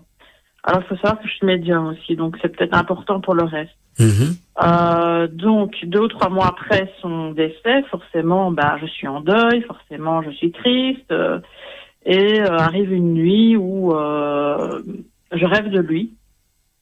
Et ce rêve est très très très tactile, très réel en fait. Pour moi, c'est pas un rêve commun où on peut peut-être fantasmer ou rêver de quelqu'un, rêver qu'on a simplement une relation sexuelle. Enfin voilà quoi. C'était vraiment, je ressentais tout physiquement et c'était vraiment très très réel. Donc en fait, comme je suis médium, je suis souvent dans l'entre-deux moi, donc dans l'état modifié de conscience, si on peut expliquer ça comme ça. Et j'avais vraiment l'impression d'être dans cet entre-deux. Mais donc, comme ça s'est montré sous la forme de mon compagnon, à la base, je ne sais pas du tout ce qu'est un incube, moi, à l'époque. Je suis à 10 000 lieues de comprendre et de connaître ce genre de choses. Donc, comme c'est mon compagnon, en plus que j'ai perdu il y a 2-3 mois, forcément, qu'est-ce que je fais la nuit suivante, vu que avec ce genre de créature, toutes les sensations sont multipliées par 10 000 et encore, vu que c'est pas humain, qu'est-ce que je fais? Je le rappelle. Donc, je rappelle mon compagnon, moi, dans ma tête. Et donc, finalement, j'ouvre des portes, quelque part. Alors, cette chose-là n'est pas revenue automatiquement, ni tous les jours. C'était parfois, ça pouvait arriver 2-3 jours de suite, comme je pouvais rester sans rien avoir comme... Maintenant, je les appelle attaques, mais à l'époque, je les appelle pas attaques. Donc, ça pouvait revenir 2-3 jours de suite, comme ça pouvait rester 2-3 mois sans rien faire, quoi. Donc, je voyais plus. Et puis, tant que ça se passait correctement, je vais dire que je ne me posais pas trop de questions et que je prenais ce qui venait puisque c'était agréable, on va dire, ça va. À partir du moment où j'ai commencé à voir que j'avais des griffes dans le dos, que j'avais des bleus partout sur les cuisses, enfin, il y avait des choses quand même qui m'interpellaient.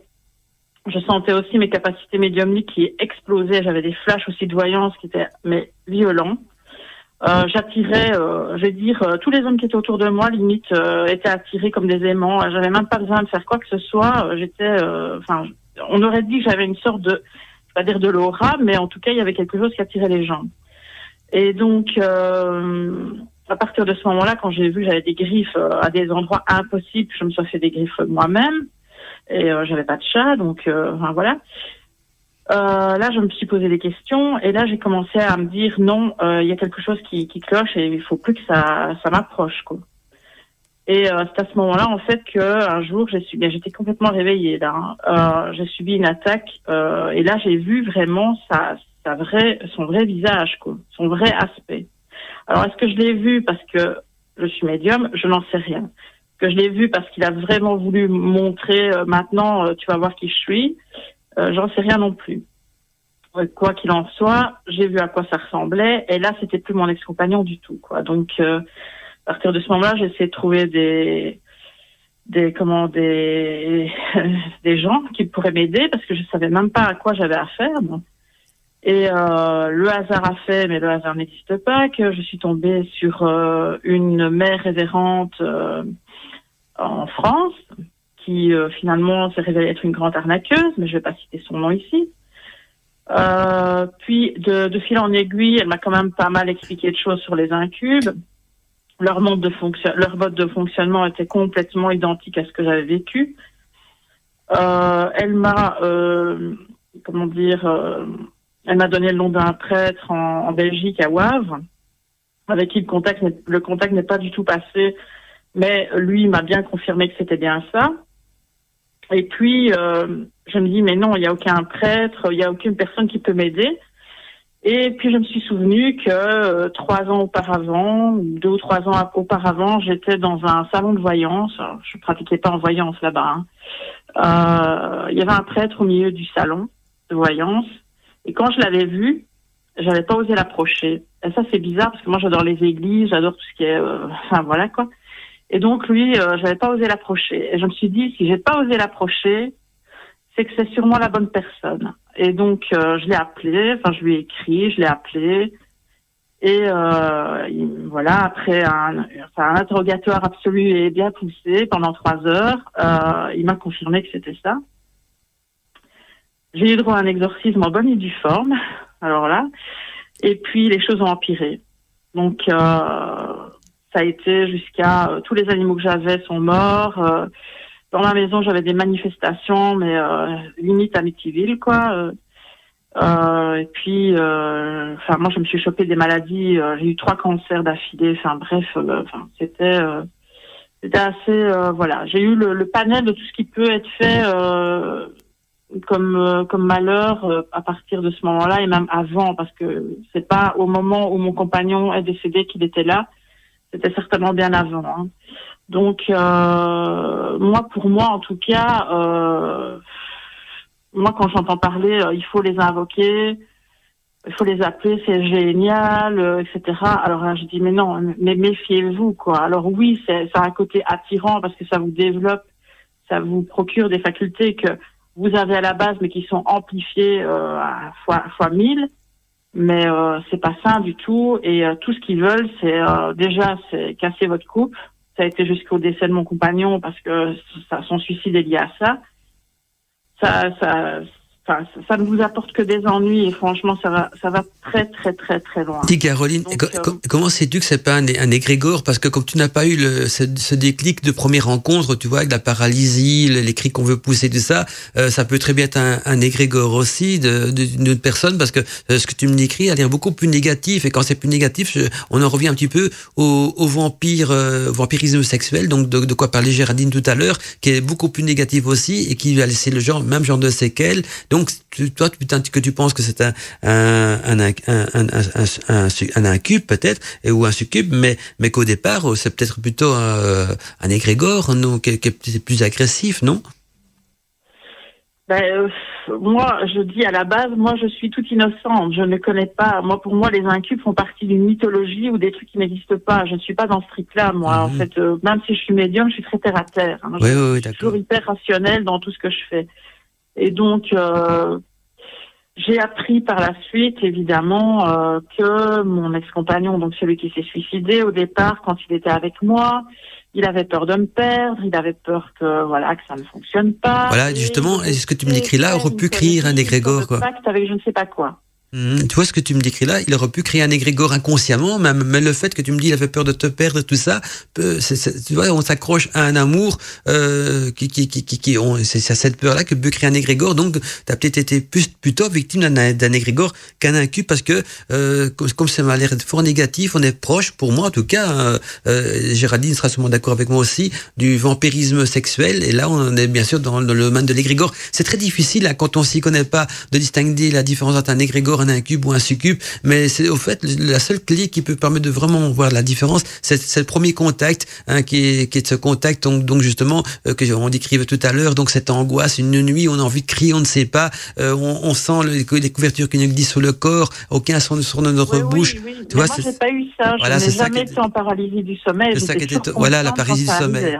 Tout à fait. C'est ça qui est étonnant. Donc moi, je suis plutôt partant pour une piste d'égrégore qui est pas mieux. C'est même pire, parce que l'égrégore se nourrit des fantasmes de la personne qui est en manque ou qui a peur. Et donc cet égrégore peut devenir agressif.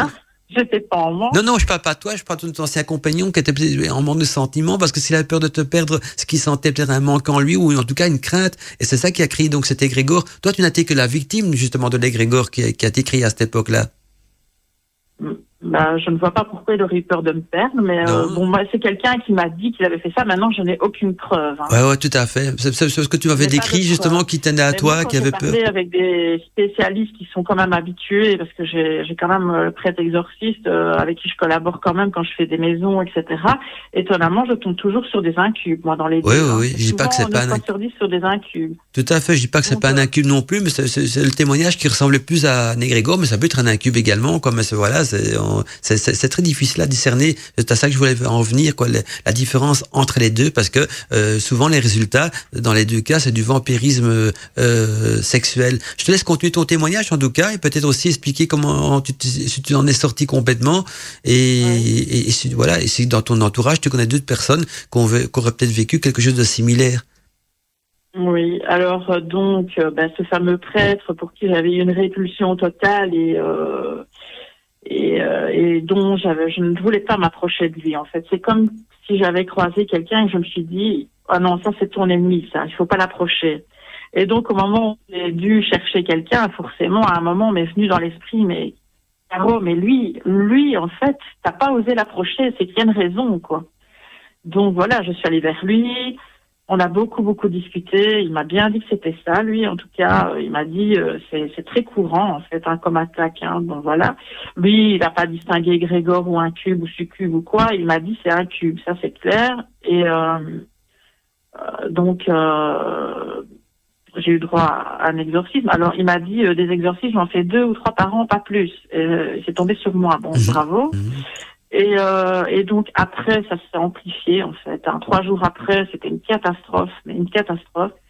Et donc je lui ai dit, écoutez, moi je peux plus, j'arrête parce que j'ai des accidents de voiture en cascade et c'est jamais moi en tort en plus. Chez moi ça part en cacahuète dans tous les sens. J'ai dit non, je n'en peux plus physiquement. J'étais à terre dans la rue et à un moment j'étais à terre tellement j'avais plus de force. Et donc il m'a dit mais non, il faut continuer, mais allez, on est plus fort que ça, à 2 on va y arriver. Et j'ai dit non, j'ai peur en fait, j'avais peur. Et tant que j'avais cette peur-là, forcément ça nourrit le truc. Bon. Jusqu'au moment où les griffes se dessinaient carrément, parce qu'à l'époque j'avais rencontré celui qui est devenu mon compagnon après. Et des fois, on était dans le lit, il me disait, mais Caro, mais tu sens rien? Et je dis, mais non, qu'est-ce qu'il y a? Il me dit, mais t'as des griffes qui sont en train de se dessiner sur ton dos, quoi. Et moi, je les sentais pas. Et donc, ça m'attaquait carrément j'étais à côté de lui dans le lit, ça m'attaquait. Pourtant, c'est quelqu'un de fort et tout, il n'arrivait même pas à arrêter. Enfin, ça me poussait dans le lit. C'est comme si quelqu'un me tirait par la jambe et me faisait descendre dans le lit, quoi. Et ça m'attaquait, ça m'étranglait. Moi, j'essayais de retirer ce qui... En tout cas, moi, je les sentais, je les voyais, les mains, mais mon compagnon ne les voyait pas. Donc, finalement, il se battait contre quelque chose qu'il ne voyait pas, sauf qu'il sentait bien que dans la chambre, il faisait un froid glacial. Donc, l'atmosphère, ça, il la ressentait.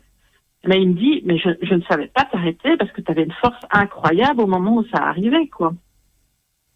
Et donc, voilà, et puis ça a foutu la merde entre lui et moi, ça, il faut le dire. Et puis, à un moment, j'ai laissé tomber le prêtre, voilà. Et quelques mois après, j'étais complètement à bout, mais vraiment à bout. Et Et je crois que en fait, ça joue tellement avec nous, donc ça nous apporte quelque part du plaisir qu'on n'aura finalement jamais avec un être humain, parce que c'est surhumain quelque part. Donc c'est pas possible de faire la même chose. Mais en même temps, ça culpabilise aussi, ça vous montre des hallucinations ça vous met des scénarios dans la tête qui n'existent pas finalement, mais donc ça vous fait culpabiliser. Et donc au final, j'en ai tellement eu marre, je crois que j'étais arrivée à saturation totale, que je lui ai parlé, en fait. Chose que le prêtre m'avait dit, surtout, il faut pas lui parler, nana. Bon, ça fait très bizarre, mais enfin bon. Et là, je lui ai parlé, j'ai explosé, mais vraiment. Et à ce moment-là, en fait, je crois que j'en avais tellement marre, il s'est sorti du cœur, des tripes, ou je sais pas d'où. J'ai senti vraiment que ça se détachait de mon corps, en fait. Comme si il avait toujours été attaché, et que là, il partait. Et depuis, en fait, je n'ai plus jamais été embêtée, je n'ai plus jamais eu d'attaque. Par contre, comme je suis médium et que je fais des lieux et que je purifie, je protège, etc., les lieux, je tombe très souvent sur des incubes. Et je collabore de temps en temps avec le prêtre en question, qui m'a aidé à l'époque. Et dans une émission de Michael, encore étrangement, j'étais justement en train de parler des prêtres exorcistes. À ce moment-là, j'ai reçu un mail de lui. Et aujourd'hui, j'écoutais l'émission. L'émission, ça foirait. Donc, je me dis, il y a quand même quelque chose. Donc, je dois embêter l'autre côté, à mon avis. Voilà. Ça, c'est mon témoignage. Mais pour moi, c'est très, très négatif. Et je dis aux gens, n'invoquez pas ce genre de choses. Quoi. Tout à fait. Tout à fait, c'est bien de mettre en garde. En tout cas, je vais demander donc à Lia-Rose ou à Géraldine ou même à Michael si on ont peut-être des questions à te poser. Merci en tout cas, dit Caroline, c'est bien ça? Pour ton témoignage. Reste encore un petit peu avec nous à l'antenne parce que je vais voir s'il n'y a pas un membre de l'équipe qui aurait des questions à te poser. Moi non, parce que je la connais de A à Z, alors là j'ai pas de questions, hein, ça c'est sûr. Moi j'ai juste une question par rapport à quand tu parlais de tes cancers. Comment est-ce que tu es certaine que ce soit lié avec cet incube avec mes cancers parce qu'il y a tellement de comment dire de oui alors ce que tu as pu vivre aussi personnellement avec ce décès. J'ai beaucoup de témoignages de gens, enfin beaucoup en tout cas, dès que je commence à parler de ça, parce que je donne des cours aussi de purification, de protection, je capte directement quand les gens m'expliquent des choses qui se passent chez eux. Et ça revient souvent en fait. Les gens qui ont des attaques d'incubes comme ça, souvent ont des problèmes au niveau des organes génitaux, tout ce qui est reproduction. Moi, ça atteint mon col de l'utérus, ça atteint mon utérus, ça atteint mes ovaires. Et à chaque fois, je vois que dans les attaques d'incubes, les personnes ont des problèmes, soit d'endométriose, soit de cancer du col, soit, enfin, ça attaque toujours finalement cette sphère-là, en fait. Souvent. Quand c'est violent, hein. Moi, je parle pas des choses agréables que des gens peuvent avoir de temps en temps sporadiquement. Tout à fait. Ça répond à ta question, Lia-Rose? Oui, je te remercie. Ok, d'accord. Et Michael, je ne sais pas si toi tu as une question à lui poser aussi. Non, j'ai pas de question, mais en tout cas, merci Caro du témoignage, c'est super intéressant. Mais moi, j'aurais bien voulu que tu parles avec Géraldine, parce que c'est ça qui m'intéresse. D'accord, je vais laisser la parole à Géraldine. Alors, vas-y Géraldine, je ne sais pas si tu as des questions, ou bien qu'à Carole à poser à Géraldine. Donc, je laisse Géraldine et Carole discuter ensemble. Oui. Ok. Sauf que moi, j'ai dit que l'émission avait été coupée toutes les 5 minutes, donc j'ai pas trop entendu le témoignage de Géraldine, si c'était positif, négatif, etc. Pour autant pas encore. De toute façon, il y aura un podcast qui circulera de l'émission, donc tu pourras la réécouter si tu veux. Voilà, donc c'est des choses qui te perturbent à ce niveau-là, tu pourras la réécouter en espérant toute sérénité. Mais donc Géraldine, ça te pas trop négatif, bien au contraire, elle a été moins traumatisée. Elle a vécu une expérience plus traumatisante avec un gourou qui a travaillé du vampirisme énergétique, mais au niveau de son incube, il me semble que c'est moins traumatisant, mais je vais lui laisser t'en parler lui-même. C'est toujours avec nous, Géraldine? Oui, je suis toujours... impeccable. Je te laisse ta parole avec Coralie.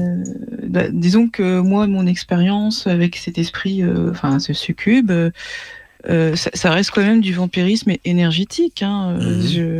Moi, j'ai pas fait d'invocation, j'ai pas demandé à vivre ça non plus. Mais par rapport à ce que j'ai vécu des années auparavant avec ce gourou médium et sorcier qui pratiquait la vampire magique, ce que j'ai vécu des années plus tard avec cet esprit succube qui venait me voir. C'était presque réconfortant. Il n'y avait pas d'attaque, c'était pas violent, quoi. Et heureusement d'ailleurs. Oui, parce que sinon, moi, pendant des mois et des mois, ça a été très bien, très réconfortant. Et au niveau médiumnique, c'était beaucoup plus puissant. Donc, c'est vrai que j'ai été mise en confiance pendant longtemps. Jusqu'au moment où je me suis dit, il y a un truc qui ne fonctionne pas là, il y a un truc qui ne va pas. C'est pas normal ce qui se passe. À partir de ce moment-là, j'ai l'impression que ce truc-là s'est dit, elle a compris. Et c'est à partir de ce moment-là que j'ai commencé à avoir des attaques qui étaient des viols, complètement. C'était vraiment des viols. Et moi, j'ai rencontré une femme chez qui j'étais faire une maison qui avait 75 ans, qui s'est retrouvée à l'hôpital après une attaque d'incube. Elle savait pas, évidemment, elle a mis des mots, etc. Mais où à l'hôpital, ils ont constaté qu'intérieurement, en tout cas, quand ils l'ont consultée, quand ils ont fait la consultation, elle avait des séquelles comme si elle avait été violée réellement. Ah oui. Or, c'est une dame de 75 ans qui m'a dit, mais non, en fait, j'ai pas de relation sexuelle, excusez-moi, quoi. Mais elle me dit, moi, je suis attaquée la nuit. Mais par contre, je ne sais pas. Donc, ils arrivent quand même à créer des séquelles physiques sur le corps. Donc, ça ne m'étonne pas que c'est pas normal, parce que moi, j'ai une endométriose quand même. Voilà. J'ai des soucis au niveau gynécologique. Donc peut-être ça peut jouer, ça peut jouer aussi. Et voilà. Mais est-ce qu'aujourd'hui, Caroline, tu sais vraiment te protéger, les tenir à distance? Oui. Comment fais-tu? Oui, complètement, parce que mais je les reconnais en fait, je les vois dans le regard des gens. Alors c'est peut-être bizarre à expliquer, Quand je suis dans une maison, alors on m'appelle, mais je suis pas sûre que c'est ça, parce que les gens, en fait, quand ils appellent, ils vont pas me dire j'ai des relations sexuelles avec quelque chose que je ne vois pas. Ça, ils ne le disent jamais. Donc, c'est quand moi je rentre dans la maison, directement, l'énergie, je la sens, quoi. C'est vraiment une énergie qui est particulière et qui est totalement différente d'un défunt qui pourrait être chiant ou d'autres choses. C'est vraiment caractéristique. Moi, je le ressens, l'énergie, je pourrais jamais l'oublier. Donc, à un moment, quand je dis et que en fait j'ai la personne qui est devant moi, bon forcément c'est une personne qui va avoir peur parce que forcément il y a des manifestations chez elle, etc. Parce que c'est toujours lié aussi à des manifestations dans la maison quand même. Donc quand je discute normalement avec la personne, j'ai la personne qui est normale, en tout cas le regard est normal. À partir du moment où je mets le doigt sur le fait que c'est un incube, la personne prend le dessus sur moi, me regarde. Et il y a un changement de regard, mais vraiment qui est caractéristique, que là je dis, ok, ça va, j'ai compris, tu es là. C'est comme, alors je sais pas si c'est le mien, en tout cas, le mien, en tout cas celui qui, voilà, ou s'il y en a plusieurs, parce que bon, il n'est pas tout seul, mais en tout cas, il est dans le regard, parce que directement, ça essaie de me dominer. Et moi, j'en ai plus peur parce que je suis passée au-dessus, donc forcément, je prends le dessus. Mais voilà, quoi. Je sais pas expliquer, tout est question d'énergie, quoi. Tout est une question de ne pas avoir peur de ça. C'est la peur. Parce que si on commence à avoir peur, on nourrit ça. Oui, non. Il faut vraiment passer au-dessus. Mais ça, c'est pas explicable. Chacun va réagir de façon différente. Tout à fait. Moi, à partir du moment où j'ai compris comment je devais les dégager, en tout cas le mien, j'aime pas dire le mien, mais non, je le vois en fait. Voilà. Et la dernière fois que j'ai fait un lieu, et c'était encore un incube, évidemment. Eh bien, ça a essayé de m'incorporer d'un coup au moment où j'ai lâché prise dans le lieu, en fait. Donc, j'ai toujours été en mode hyper protection dans le lieu. Oui. Mais à un moment, je vais aller aux toilettes. Et donc, forcément, je suis montée aux toilettes. Et c'est vrai qu'en étant aux toilettes, j'ai lâché prise, ne fût-ce que 5 secondes. Et ça a essayé de m'incorporer, quoi. Ah, donc, oui. Même, je sens directement comment ça fait quand on essaie de m'incorporer. Donc, j'arrive à bloquer. Mais non, c'est vraiment une énergie particulière. Et moi, je n'ai qu'un conseil à donner. En fait, je ne saurais même pas le donner. En fait, c'est que je n'en ai plus peur. Et donc, quand je tombe face à ça et que le regard, je le vois de la personne, je prends le dessus, en fait. Ça a l'air difficile et simple. Mais... Ah oui, je comprends. Il n'y a pas à avoir 36 000 formules magiques, Harry Potter et les machins comme ça. En fait, c'est juste montrer, je t'ai reconnu, je sais que c'est toi. Enfin, je dis toi, mais je le cible pas, mais c'est un incube ou un succube ou ce qu'on veut. Je t'ai reconnu, j'ai pas peur de toi. Maintenant, tu te rabaisses parce que quand tu es vivante, toi, t'es pas là. En fait, t'existes pas. Et donc, tu vois la personne qui se rabaisse quand même un petit peu, quoi. Et après, c'est vrai que j'appelle le prêtre souvent pour qu'il passe derrière moi pour péter le truc, mais voilà. Voilà. Je pense que c'est un bon duo, le fait que moi, j'arrive à capter ce qu'il y a là, et puis lui, derrière, il fait ce qu'il a à faire aussi, quoi. Mais C'est peut-être très compliqué à expliquer comme ça. Non, tu exprimes très bien les choses, je trouve. Donc c'est juste une question de rapport, comme dans un rapport humain. Vous êtes avec un manipulateur, mais vous passez au-dessus, il sait plus rien faire, quoi. Il sait plus vous attaquer. Avec ça, c'est la même chose. Dès que vous n'avez plus peur de ça, vous passez au-dessus. Vous avez gagné. C'est comme un rapport humain, en fait. C'est un petit peu comme si on tournerait le dos, non, à cette entité. Quand tu dis, j'ai pas compris. Quand tu dis il faut montrer que tu en as peu peur, que tu le domines, c'est un petit peu comme si tu lui tournerais le dos, et une fois que tu lui tournes le dos, il a plus d'emprise sur toi, non? Complètement.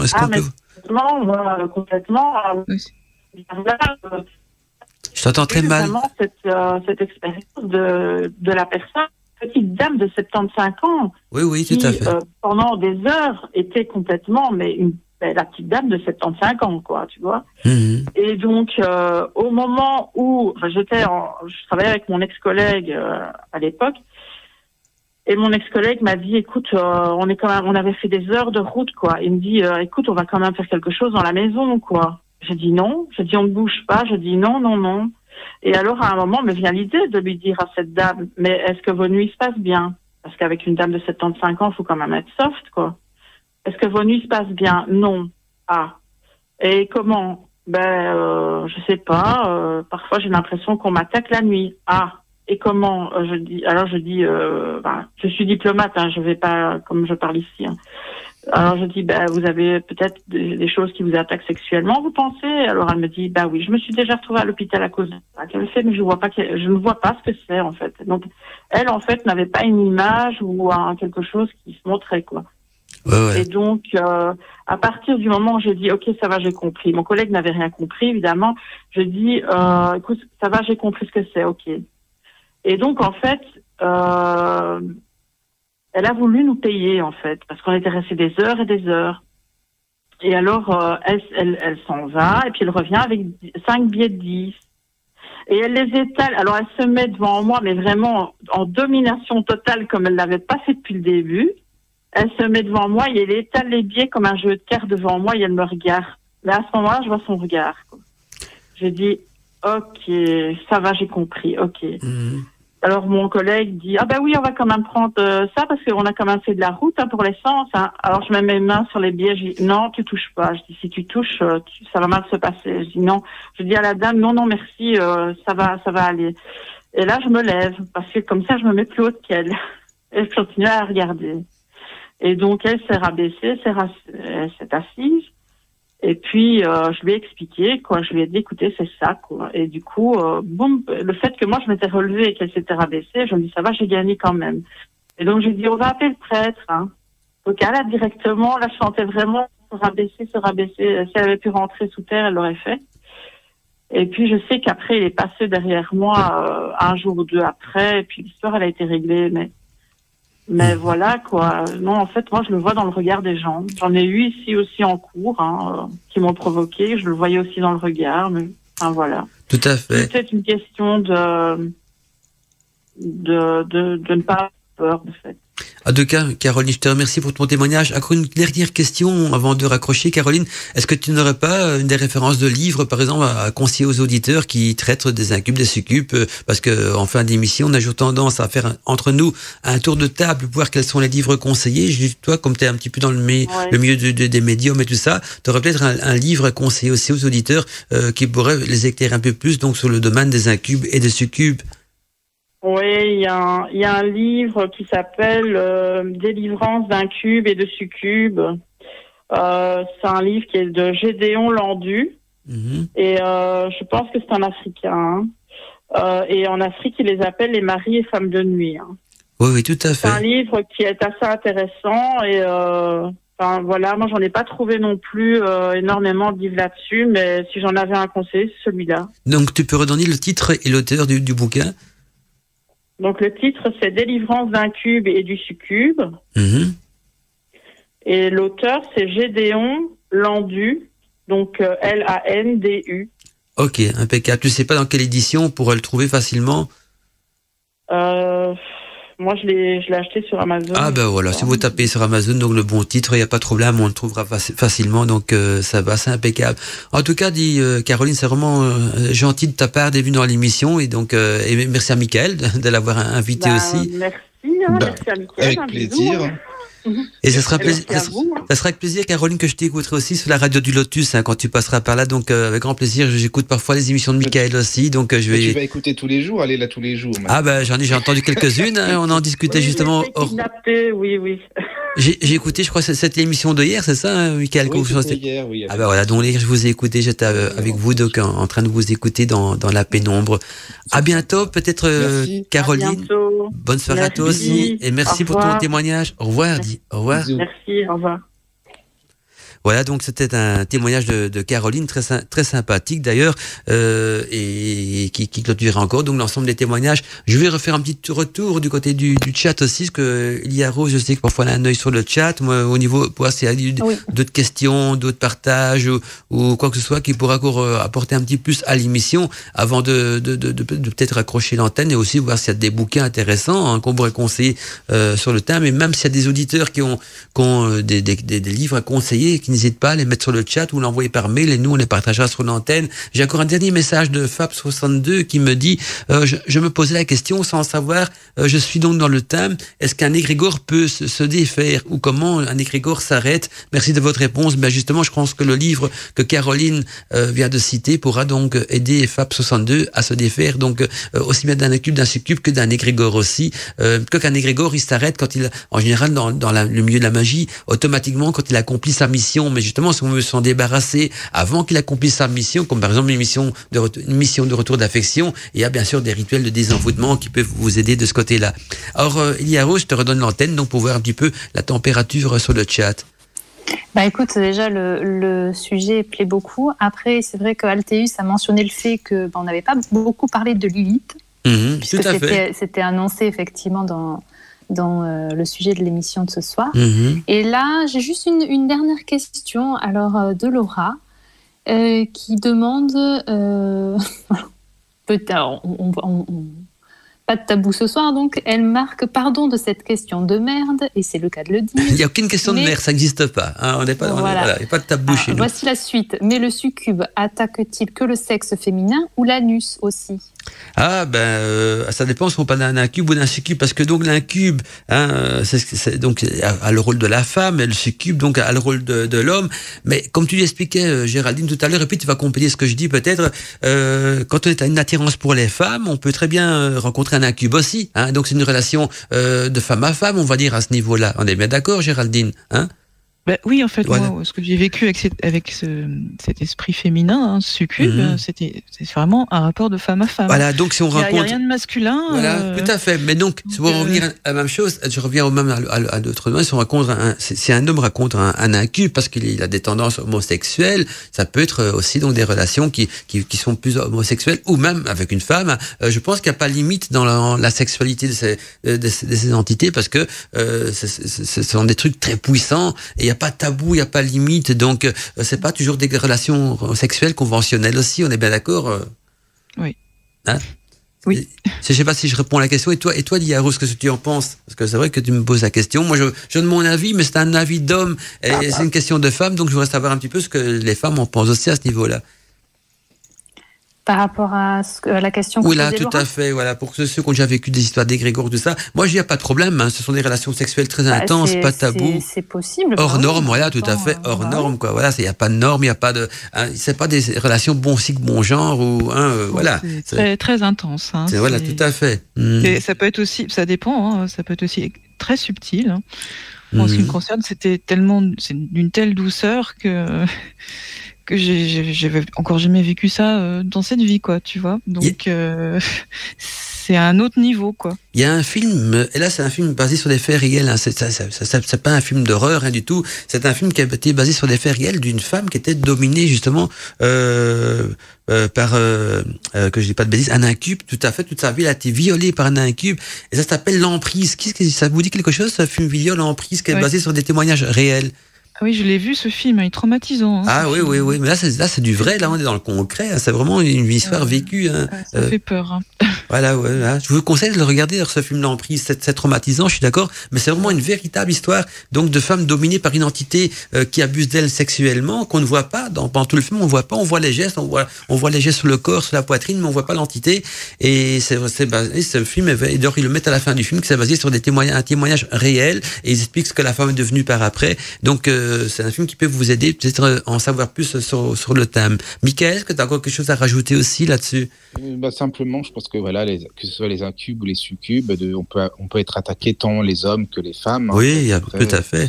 Il n'y a pas de règle enfin voilà, moi perso, j'ai pas envie vraiment d'être attaqué par une succube, ça me tente pas des masses, faut dire ce qui est.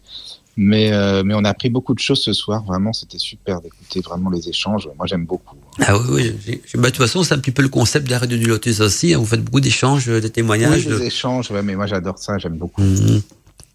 Voilà. Alors maintenant, j'aimerais bien voir aussi au niveau des bouquins. On va d'abord s'il y a plus de questions au niveau du chat. Yaro, s'il y a plus de questions ou? Non, là, c'est bon. De témoignages. Est-ce qu'il y a des auditeurs qui auraient des livres à proposer sur le thème? Non, je n'ai pas vu de proposition de livre. Et je n'aurais pas à transmettre du coup à ce sujet. Géraldine avait dit avait parlé d'un livre tout à l'heure sur le vampirisme énergétique. Oui, j'ai un livre intéressant, mais bon, ça parle pas vraiment d'incubes et des succubes, mais ça parle de vampirisme. C'est le livre d'Arnaud Tully, Vampirisme énergétique, identification et protection, aux éditions Alliance Magique, qui est très intéressant sur le vampirisme. Mais attends, Arnaud Tully, il est déjà venu sur Witches, non? Oui, tout à fait. Oui, ouais, il me semblait bien, sur Arcadie aussi, je pense. C'était même sur Arcadie. Oui. Donc voilà. Par contre, moi j'ai un livre intéressant à vous donner aussi, c'est sur Lilith, parce que c'est vrai qu'on n'a pas parlé beaucoup de Lilith ce soir, mais là maintenant, si vous voulez en savoir plus sur Lilith, je vous rappelle qu'il y a une émission Godmantica qui a été consacrée spécialement aux incubes, aux succubes et aux rites de Lilith, donc qui s'appelle justement Incubes et Succubes, et en fait c'est le même titre qu'aujourd'hui, sauf qu'aujourd'hui on est même pas dans les bas libres antennes, aujourd'hui on a une table ronde, c'est la nuit des magiciens, donc on sait pas trop vers quoi l'émission va être orientée, mais donc il y a une émission Godmantica où là je parle vraiment à fond de Lilith. Sinon, un livre que je peux vous conseiller, c'est Lilith, donc Reine des sorcières. Donc ça s'appelle Lilith, Reine des sorcières. C'est pratique et dévotion dans la tradition de la Wicca occidentale. Donc Lilith, Reine des sorcières, pratique et dévotion de la Wicca occidentale. C'est un livre de Olivier Michaud, si je me trompe pas. Et on trouve ce livre, je regarde si je retrouve les éditions aussi, édition Danaé. Voilà, donc en édition Danaé. J'en avais un autre encore, mais je ne sais, le nom ne me revient plus en tête non plus. Et puis il y en a des très bons livres sur le thème, mais c'est en anglais, c'est ça le problème. Des livres francophones, ça ne court pas les rues là-dessus. Je sais pas si vous, les amis, vous avez des livres intéressants. Moi non, pas du tout pour ça par contre, non. Et Géraldine, t'en as d'autres livres que celui que tu avais cité tout à l'heure ou? Non. J'aimerais bien, mais non. C'est étonnant, c'est étonnant. Il y a quand même très peu de littérature là-dessus. Hein. Ouais, on dirait que c'est un sujet vraiment tabou parce que j'en ai encore un. Au fait que voilà, mais il est plus dur à trouver. Il est plus dur à trouver. J'avais fait une petite fiche ici, maintenant je me souviens. Ça s'appelle le titre Les Incubes et les Succubes. Donc c'est facile à retenir. Le titre Les Incubes et les Succubes. L'auteur c'est Jules Delassus. Donc Jules Delassus c'est D-E-L-A-2-S-U-S. Donc Jules Delassus en un mot bien sûr. On trouve ce livre dans les éditions La Corne d'Abondance. Et donc il nous dit que c'est un curieux opuscule donc qui fut écrit par Jules Delassus et qui peut être donc le pseudonyme donc de Rémi Gourmont. C'est un livre qui est devenu extrêmement rare. Ils le disent même. Il fait le tri donc de superstition personnelle où tout scientisme exagéré de la part de l'auteur, bien qu'il expose donc dans tous les domaines, nous parle donc des incubes, des succubes. Donc c'est un ouvrage curieux et encore d'actualité sur les mystères donc du vampirisme sexuel que l'on appelle incube pour les mâles ou succube pour les femelles. Voilà, c'est un livre qui est magnifique, on le trouve en réédition, mais c'est un livre très ancien, très dur à trouver, qui a été réédité, mais chaque fois qu'il est réédité, il se vend comme des petits pains, donc il disparaît très vite, c'est vite épuisé, donc si vous pouvez tomber dessus, mettre la main dessus, voilà, Les Incubes et les Succubes, donc de Jules Delassus, un drôle de nom d'ailleurs, en édition La Corne d'Abondance. Voilà. J'ai rien d'autre à partager comme bouquin non plus, donc c'est assez difficile de trouver donc des livres. On est obligé de puiser de la littérature très ancienne, parce que il y a aucun livre moderne vraiment qui traite. Et il y a quelques passages donc dans certains bouquins qui en parlent brièvement, comme une seule page que Géraldine nous a dit dans le livre qu'elle avait décrit, mais c'est tout. Par contre, sur le vampirisme sexuel magique, là, comment tu appelles ça encore, un terme très en anglais, Géraldine? Alors c'est la vampire magique. Voilà, le vampire magique. Donc c'est une pratique magique que je connaissais pas trop, mais c'est une pratique magique donc basée, on est bien d'accord, sur le vampirisme sexuel, c'est bien ça? Ouais, sur la magie, donc sur des rituels de magie sexuelle. Voilà, tout à fait. Tout à fait. Donc là, moi, j'ai aucun bouquin à conseiller, mais peut-être en tapant juste ces deux termes-là, il y aura peut-être un jour des livres intéressants qui vont sortir. Tout ce que moi je peux vous conseiller, donc c'est l'émission Godmantica, sans vouloir faire de la publicité pour mes anciennes émissions, là de là, mais c'est la seule que je connais où je traite complètement de la déesse Lilith, où j'explique un petit peu son histoire, son symbolisme et aussi sa fonction. Et là, là-dedans, je parle des incubes, des succubes et de tout ce qui va avec. Donc cette émission Godmantica qui traite des incubes et des succubes qu'on peut retrouver en replay, donc sur Witches Radio, ainsi que sur mon site Wicca, podcast Godmantica. Il est 23h, les amis, on va petit à petit donc quitter l'émission, sauf si vous avez encore un dernier mot de la fin à dire avant de dire au revoir aux auditeurs. On va d'abord faire un petit tour de table pour voir si on a encore un petit truc à rajouter sur le sujet, et puis on fera un second tour de table pour dire donc au revoir aux auditeurs. On va peut-être commencer par Géraldine. Voilà, je suis dans l'ordre. On fait Géraldine, pour frère Michael, puis Eliaros et puis moi-même en dernier. Je suis l'ordre que vous apparaissez sur mon écran. C'est plus logique pour moi. Voilà. Moi, je voulais dire que j'ai été vraiment touchée par le témoignage de Caroline, que j'ai vraiment trouvé très intéressant. Donc, Caroline, merci pour ton témoignage. Et puis, je suis très heureuse d'avoir pu participer à l'émission de ce soir, d'avoir pu partager, échanger avec vous et d'avoir apporté mes deux témoignages, en fait. Donc, merci. Merci à toi, Géraldine. Moi aussi, je te remercie d'être venue parmi nous. Et puis, on se connaît comme de longue date. On se fréquentait les mêmes réseaux sociaux, on va dire. Et puis, tu étais une auditrice de la radio. Et maintenant, j'ai eu l'occasion donc de discuter avec toi. On a appris à mieux se connaître et c'était un plaisir de pouvoir donc partager avec toi. Je sais que tu m'avais dit que c'était très timide, c'était difficile de franchir le cap. Mais tu l'as fait. Ça a été difficile. Il m'a fallu plusieurs années. Voilà, tu as fait ton baptême de l'air en radio. Oui, tu es là, c'est le principal. Voilà. Merci, c'est gentil. C'est vraiment génial. En tout cas, merci à toi, Géraldine. Alors, on va poursuivre dans l'ordre avec Michael. C'est le second qui apparaît sur mon écran de contrôle. Un petit mot de la fin, Michael. Simplement, pour remercier Géraldine déjà avant. Vraiment, merci beaucoup pour ton témoignage et puis pour t'entendre à l'antenne. Voilà, simplement. C'était une super soirée. Et puis, merci, bien sûr, Eliaros, Mandala. Et puis, si tu veux que je te mette en contact avec Caro, t'hésites pas. Oui, je n'osais pas demander, mais oui. Non, mais c'est pour ça que je l'ai lu dans tes pensées. Les voyants, Michael. Merci beaucoup, Michael. Tu me contactes en privé et si tu veux, je te mettrai en contact avec, pas de problème. Michael, moi j'ai une question à te poser, que je sais que Caroline est déjà venue sur la radio du Lotus. Est-ce qu'il n'y a pas un podcast de l'émission sur laquelle on discutait des incubes, des succubes? Tu as raison, je vous l'enverrai, le podcast, si vous voulez. Voilà, tu peux déjà merci beaucoup. Voilà, tu peux envoyer le lien. Ça m'intéresse. Et peut-être même si tu me le donnes, je le partagerai donc sur la page Facebook de Witches Radio. Si tu m'envoies le lien donc de ton podcast, je vais le partager sur la page Facebook de Witches Radio. Et si tu sais qu'on l'a envoyé ce soir dans le chat, si tu l'envoies à Eliaro, ça pourra le mettre dans le chat encore ce soir. Si les auditeurs sont patients, qui restent un petit peu papoter entre eux après l'émission, je sais pas si tu as l'occasion de l'envoyer en MP. À Eliaros, non, je peux pas tout de suite. Ok, alors on fera comme ça. Alors je mettrai. Je vous l'enverrai dans le groupe de la radio. Voilà. Sinon, Géraldine, écris-moi en privé. Et puis d'accord. Et moi, je le mettrai sur la page. Surveillez la page Facebook de Witches Radio, il sera dessus. D'accord. Donc voilà. Et peut-être même pour aller plus loin, quand on va publier le podcast de l'émission d'aujourd'hui, je pourrais le mettre en lien aussi sur la page de présentation du podcast. Donc voilà. Donc ceux qui écouteront. J'ai trouvé que les deux filles se sont super bien complétées. Tout à fait. Vraiment sympa, quoi.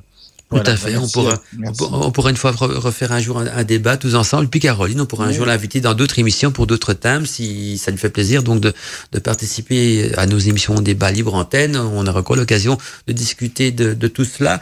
Et puis, peut-être pourquoi pas un jour aussi faire une émission sur Lilith. On n'a pas eu l'occasion d'en discuter beaucoup aujourd'hui, mais voilà, c'est parce que on est un petit peu désolé, mais on ne sait pas à l'avance vers quoi on va aller, et ça dépend un petit peu du train. C'est ça le concept même de de la nuit des magiciens, donc une table ronde. On est tous autour de la table ronde. Là, les magiciens en train de discuter ensemble et les débats vont dans tous les sens. Je veux dire, il n'y a pas de limite, pas de tabou.